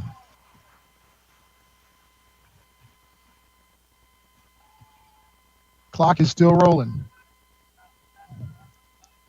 Rankin is in a quarterback. He's got 3 to the left, 1 to the right. Rankin dumps it to the 40-yard line. They'll run out of bounds at the 35. It's going to be just short of the first down. They'll stop the clock with 3:19 on it. Slant. 2nd and 1. Slant right. We'll see for the line. 2nd and 1. Tigers defense gets set. Rankin comes in with the play. Shotgun formation. 3 to the right, 1 to the left, 1 man in the backfield. Gets him set, puts a man in motion from the right to the left, pulls it down, running to the right side, looking to pass, has a man wide open, but he fell as he caught the ball.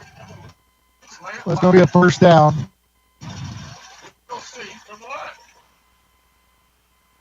First down at the 26-yard line. Down to 3:05. Shotgun formation for Rankin. Puts a man in motion again from right side to left side. Gets a high snap. Has a man in his face. Tries to keep it himself. He's going to gain about 4. See where they spot it. They're running no huddle. 2nd and 5. He gained 5 on the play. 2:36 on the clock. Gets the snap. Rolling to the left side, looking to pass.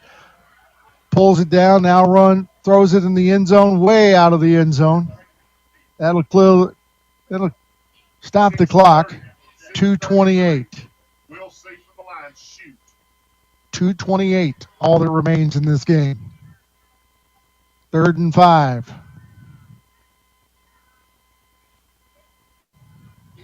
Third and 5. Ball on the 22-yard line.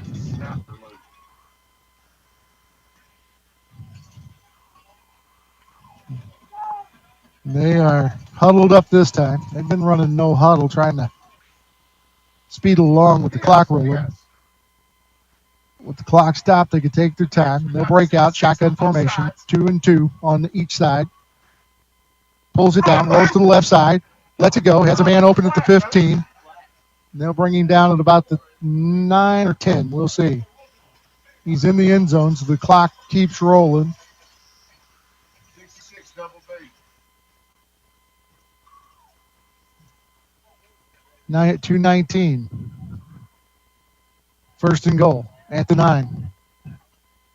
Shotgun formation. Gets the snap, hands off, wide open, right up the middle, no score.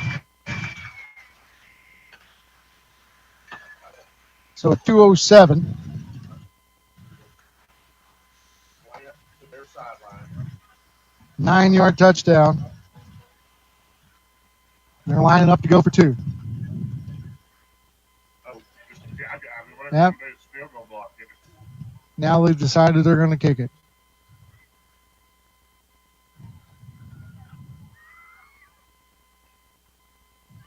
Gets down. It is up. It is good. So the extra point is good. So it is 16-13. Tigers on top of your McDonald's Decatur scoreboard. We'll take a 30-second timeout. You're listening to Tiger Football. Unless you qualify for an episode of Hoarders, your business has stuff to get rid of every day. Office garbage, commercial waste, landscaping debris, and more. Waste Connection serves Meigs County with... All right, we are back. And Trousdale making a game of this. 16-13 is the score now.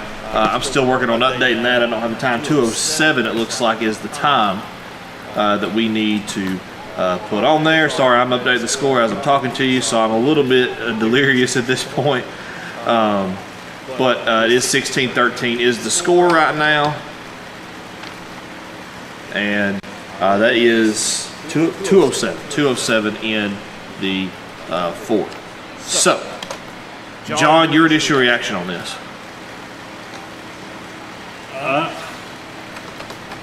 I thought, start this fourth quarter, Meigs County is going to run away with it. My first, impression of it. Trousdale's hanging in there. 2:07, you think Trousdale's got a chance? They kick that they kick that onside kick. They get it. I think they got it. They've shown they can throw too. I think that's the big thing is they've shown that they can absolutely throw the ball. I think everybody's used to, and I think I've even said this. That region of Trousdale and Watertown, they were running, a hard defensive, run the football, pound it down your throat. Imagine how I think this next year is going to be really hard on Meigs County though, because they're moving into a region with Marion County and Bledsoe County.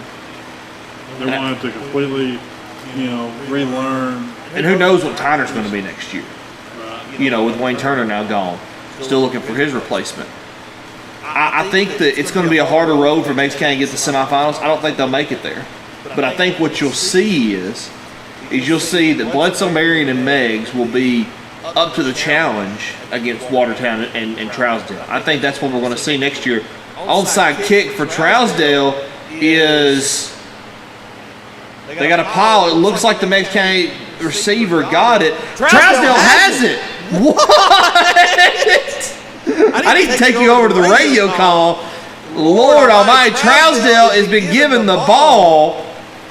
Wow. Trousdale's going to have a chance to upend Meigs after what happened last year with Meigs County getting the last-second win here. Down by 3. They can at least tie it up here with a field goal. Let's take you to that broadcast because I'm getting too excited for my britches over here. So let's go over to Meigs County Radio for the call from 104.9 The Mountain in Athens. The Tiger football. Coldwell Banker Kennard Realty wishes the Meigs County Tigers the very best in their state championship run. Getting this far is the result of hard work and determined effort, just like the... Well, apparently they are not back, so we are going to talk for a second. So I'm kind of listening in right here. Trousdale, from what I can see, okay, they did... Okay, they've given Meigs County the ball back. Okay, because Meigs County's now lining up on offense. I think I misread this. Trousdale got really excited there for a second, and then it seems that they've given the ball back to Meigs County from what I can see here. Meigs County on Trousdale's side of the 50, they can run this clock out underneath 2:07 in the game right now. John, this is...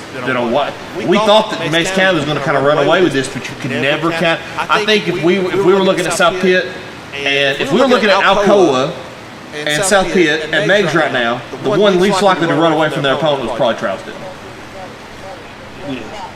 Or excuse me, Meigs. So it's no surprise we're in this situation. I don't think you're going to be able to hold yourself here. Let's Trousdale does have 3 timeouts. Trousdale does have 3 timeouts, so they can't exactly milk the clock out here. They've got to get a first down here. Let's get over to that broadcast real quick, and so you can hear what's going on out in Hartsville on the Green Bank.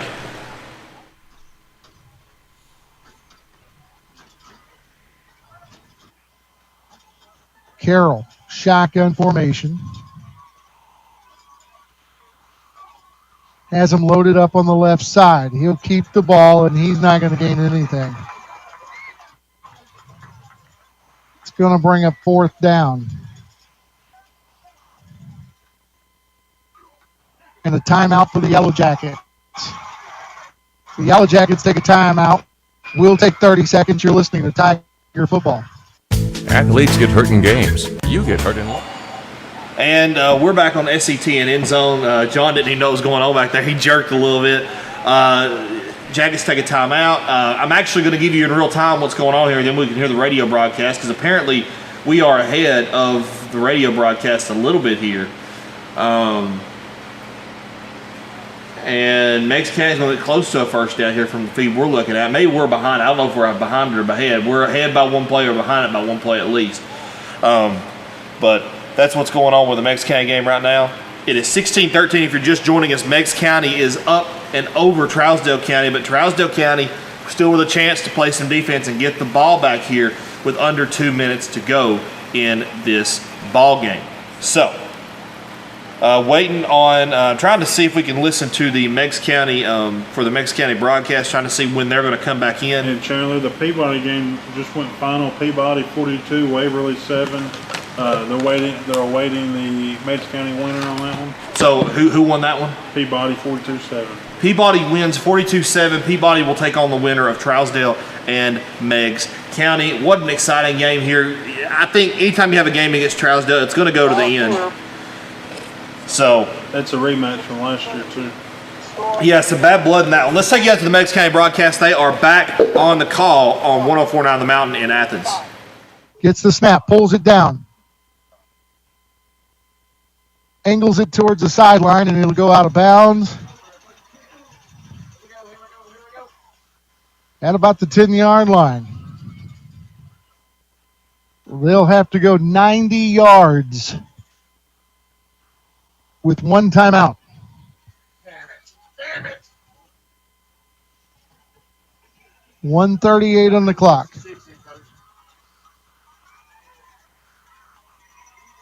16-13 on your McDonald's Decatur scoreboard.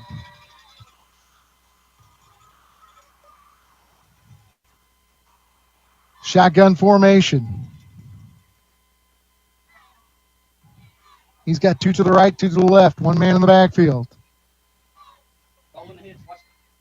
He's going to roll to the left side. Has a man He's got men all over him. He breaks away from them, but he's going to be brought down at they mark at 7-yard line, 8-yard line. He's going to lose on the sack. And they'll call their final timeout. So they'll take their final timeout. We'll take 30 seconds, Zachary, and we'll be back. You're listening to Tiger Football. If you're looking for part-time work, a second job, Lazy Boy now has opportunities available. Work just $25. And we're back here on SETN Prep's end zone. So basically, Trousdale, and if you want to recap of that play, basically there's a sack. He's down about the 8 or 9 yard line. So Trousdale will have to go 92 yards for a touchdown here. With not much time left, and only they're down to they're down to second down now. So this no timeouts now. They took their last timeout. That's why we are sitting here talking to you. So we're trying to listen to this broadcast, see when they're going to come back in. I don't know if Trousdale can do this. 124 on the clock, by the way. We're going to send you back out to the broadcast. We'll see you very, very shortly to give you a recap on this one. Hopefully, next time we see you, that'll be the end of the game. Second down and 12. Second down and 12. No timeouts left for the Yellow Jackets. Shotgun formation. 2 right, 2 left. 1 man in the backfield with Rankin. Puts a man in motion from the right side to the left. Gets the snap. Rolls to the left side. Looks for somebody to pass. And his receiver was never even looking for the pass. He wasn't where he needed to be yet. They'll stop the clock with an incomplete pass, 119. It's going to bring up 3rd down and 12. 3rd and 12. 16-13. Tigers on top by 3. Shotgun formation. 2 right, 2 left. 1 man in the backfield with him. Puts a man in motion from left to right. Going to roll to the right side. They got away with a hold. He's coming back to the left side, pulling it down himself. Going to run out of bounds. He's going to run out of bounds at the 15-yard line. So he's going to be 5 yards short. It's going to be 4th and 5. 4th and 5. 110 remaining. 110 remaining. A stop here by the defense. This game is over. Stop here. This game is over. Shotgun formation. 2 right, 2 left. 1 man in the backfield. Puts a man in motion. Gets the snap. Going left side. Gonna hand. Got the first down. He lost his shoe. Lost his shoe doing it, but he got the first down.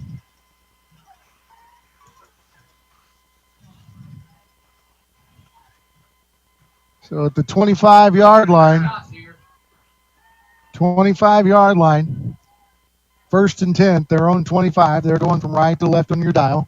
They got out of bounds and stopped the clock with 103 on it. Take a shot here.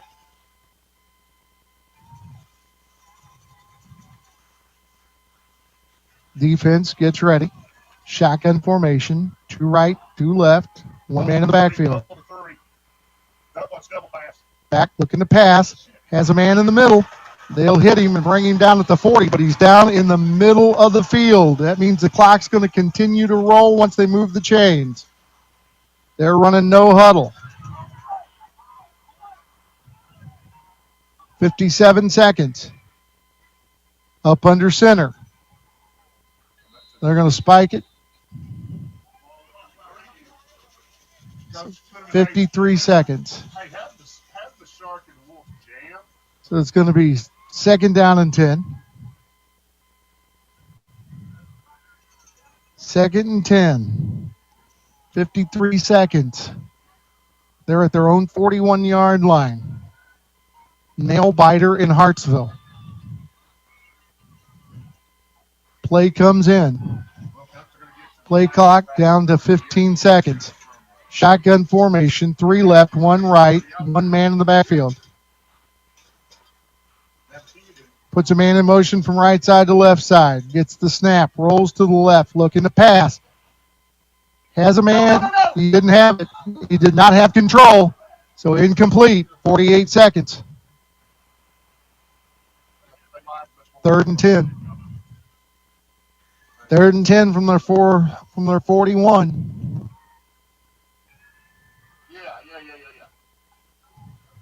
They'll huddle up. 48 seconds remains in this game. They're down by 3. Tigers on top of your McDonald Decatur scoreboard. 16-13. 3 left, 3 right, 1 left. Puts a man in motion from the right side to left side.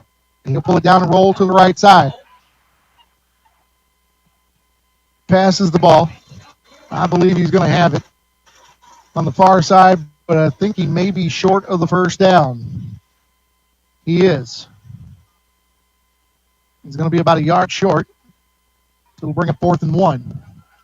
He did get out of bounds, so it's 4 seconds. Flag on the play. It's going to be against the Yellow Jackets, so we're going to back it up.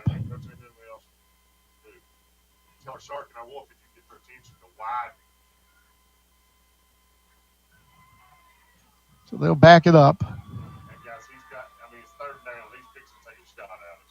It's going to be a 10-yard penalty. So it's going to be 3rd and 20.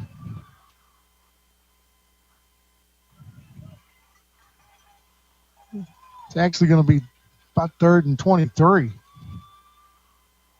Shotgun formation. 2 right, 2 left. You know they're going to be looking for a deep ball. Gets the snap. 2 steps back. Oh, yeah. Got hit as he let it go. Falls incomplete. Going to bring up 4th down.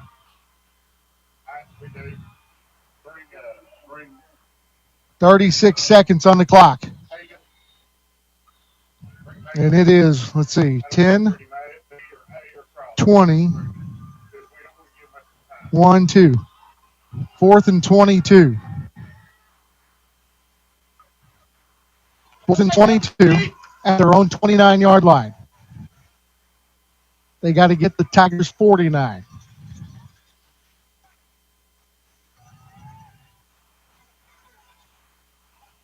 Shotgun formation. Rankin splits 3 to the right, 1 to the left, 1 man in the backfield. Gets the snap. Looking to pass. Lets it go deep. Yeah. Ball is in the air, incomplete. Yeah. No flags on the play. 29 seconds remain in this game. They have no timeouts. All Logan Carroll has to do is stop and kneel. Good job, Coach.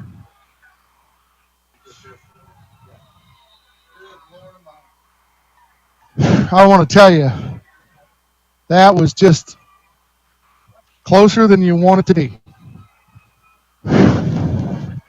One side is jubilant, knowing they are going to the state championship, the big dance, on December 5th. One team heartbroken because their season is over. 29.9 seconds. No timeouts remaining for the Yellow Jackets. Tigers will have the ball. 1st and 10 at the 29-yard line of the Yellow Jackets.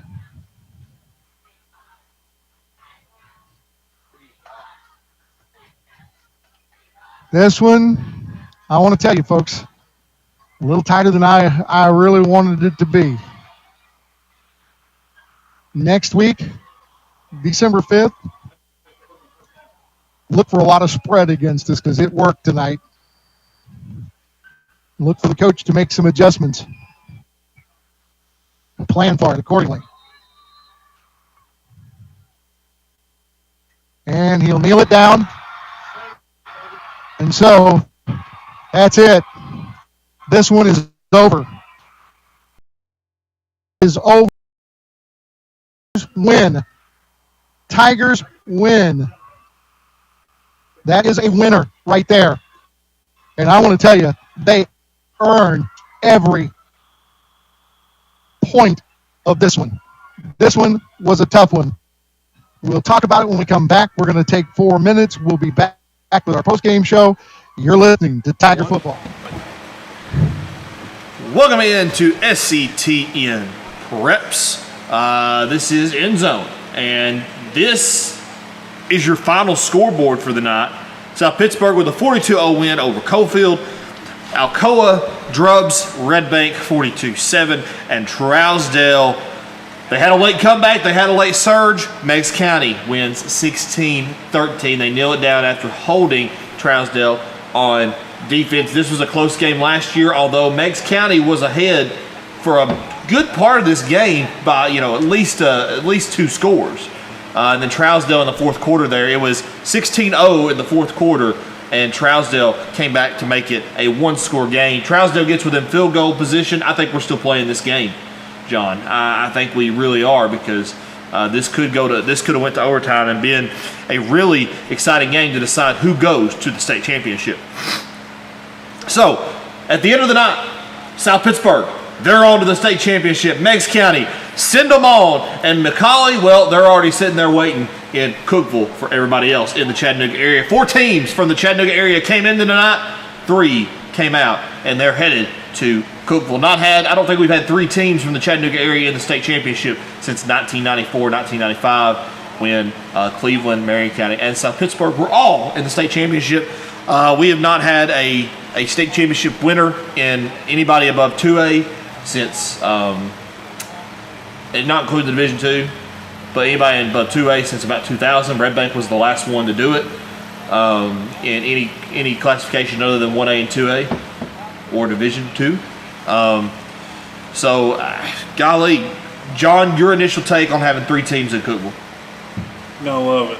As a Chattanooga, fan, fan of a Chattanooga area team, no matter who you cheer for, rivals or not, you gotta love it. Yeah. You have got to pull for them. Yeah. It's great to see 3 teams from the Chattanooga area representing. Yeah. I think we've actually got more in Knoxville this year representing, if I'm not mistaken, don't we? From Knoxville? Maybe. I think we do, and usually, Knoxville always carrying more. Well, Maryville's not going to be in 6A. No. 5A is Oak Ridge. Right. That's pretty much Knoxville. That's pretty much Knoxville. So you got 1 in Knoxville, Oak Ridge. 4A, you have Elizabethton, which is up north. It's not Knoxville, but it's East Tennessee. Well, I don't know, how did that game end up? Did Elizabethton win that game? Elizabethton did win that game. Yeah, by a long shot, I'm guessing. They did. Elizabethton used to be in 3A, didn't they?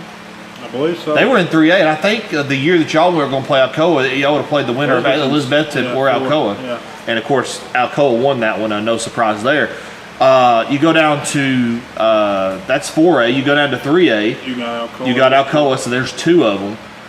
You go down to 2A, Meigs, which is not a Knoxville area team, but it's about half.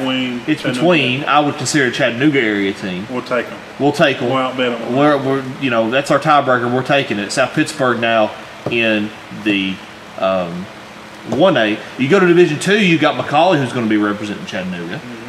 You go to Division II. I don't even know what Division II AA is looking like right now. Who are the 2 going there? Because they had their semifinals this week, didn't they? They did not play this week. Oh, they played their semifinals last week. So they've determined already. Division II AA, who do they have? You got Lipscomb Academy and CPA. Middle Tennessee and Middle Tennessee. They're both middle teams, aren't they? And single A, you got... you might want to put your face up to the mic a little bit. Sorry. So the people can hear you. You got the University School of Jackson. Out west, and Davidson Academy. So Chattanooga area has more teams in the championship than Knoxville this year, which is a big step, I might add. You won't beat Middle Tennessee in pretty much anything. Middle Tennessee's got football and basketball. Basketball, you're right. Football. Of course, you do have more teams in Middle Tennessee. There's a lot more. The talent pools in Tennessee in football are more spread out than they are in any other sport, I think. You had traditional powers all over the state. It's not just East Tennessee is better than West Tennessee. You have Memphis schools that are great. You had Knoxville schools that are great. You have Chattanooga area. You have Nashville schools. You know, you talk about, you know, Division II, it could be anywhere in the state could be a state champion, you know. I think Middle Tennessee is actually probably weakest in football. Now, I take that, but Maryville's not going to the championship. It's going to be Oakland. By the way, what was the final score of that one, John? 49-7 Oakland routes Maryville. They had what? They had the. Maryville didn't score to the fourth quarter, did they? Winding clock, no. And that was towards the end. Wow. All games that went final, Chandler, besides the Fayetteville game. I'll go real quick over them. Oak Ridge won 14-0. Of course, Oakland 49-7 over Maryville. South Pittsburgh, we know those. Elizabethton 56 to Nolensville 21. That's final. So there's another East Tennessee over Middle Tennessee. Brentwood 24, Bartlett 14 final. Lexington and Haywood won that one 17-14. That just went final. Summit 35, Henry County 21. Let's see, Fayetteville is still playing. They are towards the end. They are up by 2 touchdowns, 38-24 over Lake County with 1 minute to go in that game. So that one's pretty much over. Milan 27-13 over Pearl Con, and Peabody, of course, like we said earlier, routes Waverly 42-7. That's final. They will play Meigs County. Yeah, I think that's a lot of our scores in our area, John. And let's get our mics over here where they're a little bit better. I know our mics sometimes can be a little weird. If you're just joining us, by the way, South Pittsburgh, they win 42-0 final. Alcoa 42-7 is the final in that one. And of course, what just went final a few minutes ago was Meigs County 16, Trousdale 13. And we have 3 teams, including McCallie, who has already punched their ticket last week. 3 teams in the Chattanooga area that will be playing for a title in Cookville. Last time I believe that happened was 1995, from what me and Chris said. And I've just thrown my mic to the wayside here, so y'all give me just a second. Tell how you really feel. I'll tell how I really feel. John, I got to ask you, what team is most likely to win a championship? What team is least likely to win a championship? From the Chattanooga area or just in general? Chattanooga area. – Most likely South Pittsburgh, least likely Meigs County. And McCallie somewhere in the middle. Somewhere in the middle. I can see.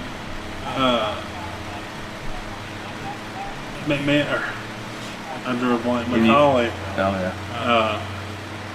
Win that game. That's probably going to be the most even matched. Could you imagine? That we'll see. Could you imagine McMinn County playing McCallie this year? That would have been a good game. I'm not sure how close that would have been, but I've seen where this kind of off topic, but I've seen where South Pittsburgh is looking for games, and everybody's already on there telling them to reschedule the Red Bank game. That every fan around here deserves that game. We do. But here's the thing: even if you reschedule that Red Bank game, it's not going to be as good as it was last year, as it would have been last year or this year. The two peak years for those teams in like a 10-year span were these past 2 years, and they should have played. Listen, I talked about that South Pittsburgh Signal Mountain game. South Pittsburgh and Signal Mountain, that was pandemonium, pure pandemonium when they played. Like, you couldn't get a ticket there. Red Bank South Pittsburgh was kind of the same thing, but then again, it wasn't.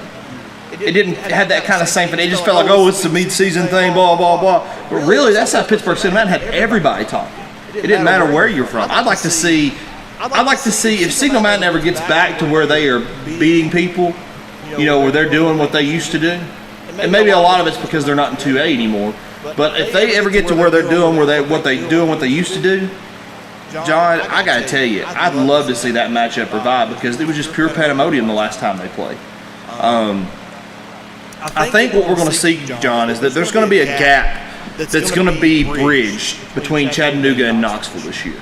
And John over there hard at work over there on the keyboard, by the way, trying to tweak things out, trying to make sure everything gets out on the tech side of things. There's going to be a gap that is going to be met in the Chattanooga area between Chattanooga and Knoxville. The reason I say that, okay, Maryville and Alcoa are not included in this. Alcoa is going to be Alcoa. Maryville is going to be Maryville. But what you're going to see is Meigs County is already dominant over the Knoxville area schools in 2A. They're going to be, whoever comes out of that region 3-2A, they're going to be in there with Marion, South. They're going to be in there with Marion, Bledsoe, and Tyner.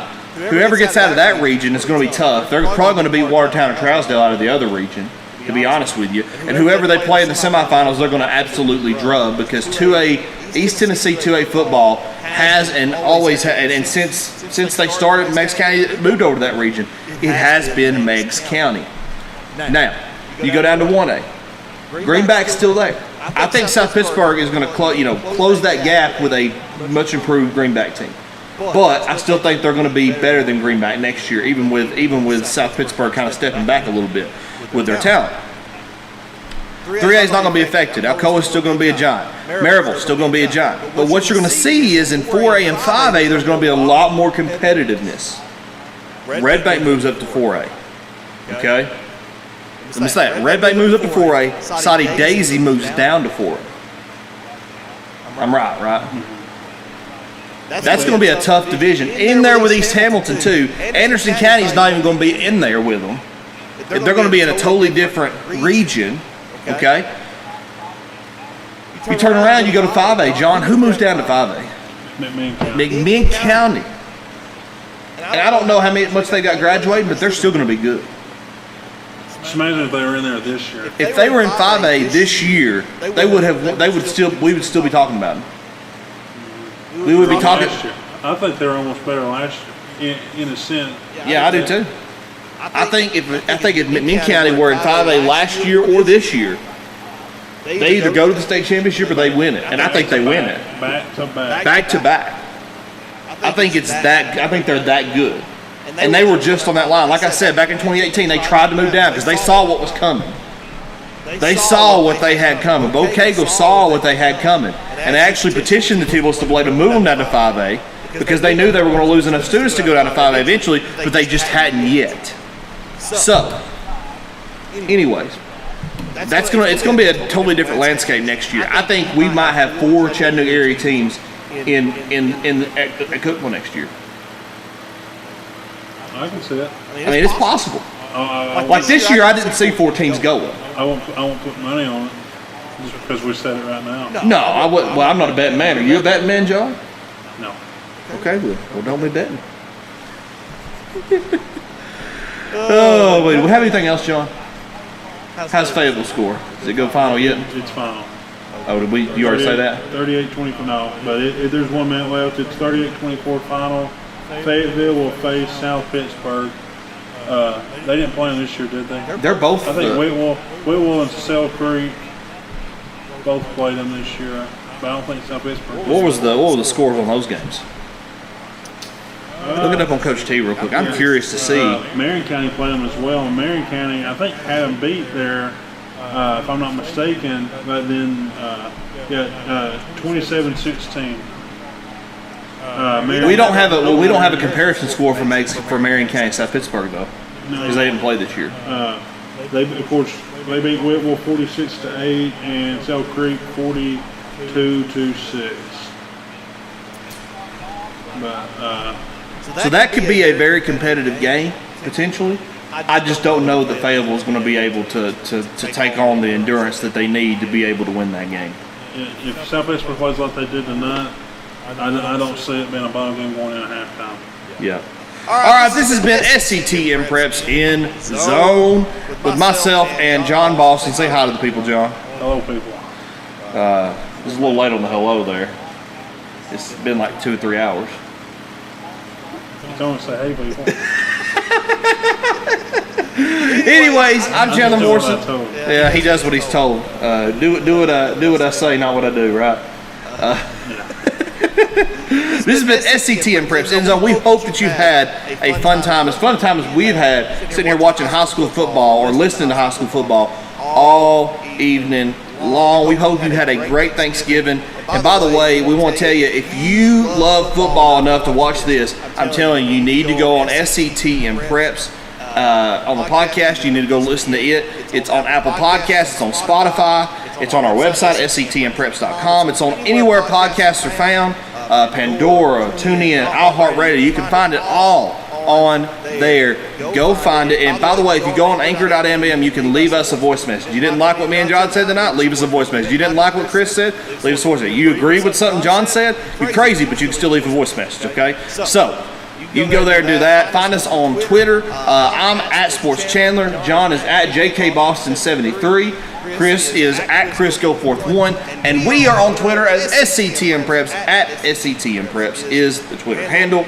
We're putting out scores. I mean, we're racking them out. We're cranking them out like a crankshaft. That's always in the title. I don't know where. But we hope y'all had a good time tonight like we did. And I hope you got to listen to a little bit of football, get to know what was going on. It was a fun night. 3 teams from the Chattanooga area. They're going to Cookeville next week. We will talk about that next week on the SCTN Preps podcast. We hope y'all had a good time. We know y'all have a good time listening to the SCTN Preps podcast. Go give it a like, share. Go like, rate, and review it on the Apple Podcast Store. John, say bye to the people because we are getting off the air for the night. Bye, people. Bye, people. Adios and so long to all our fans at SCTN Preps. I hope you had a happy Thanksgiving, and I know it's too soon, but I hope you have a Merry Christmas too. We'll see you later next week.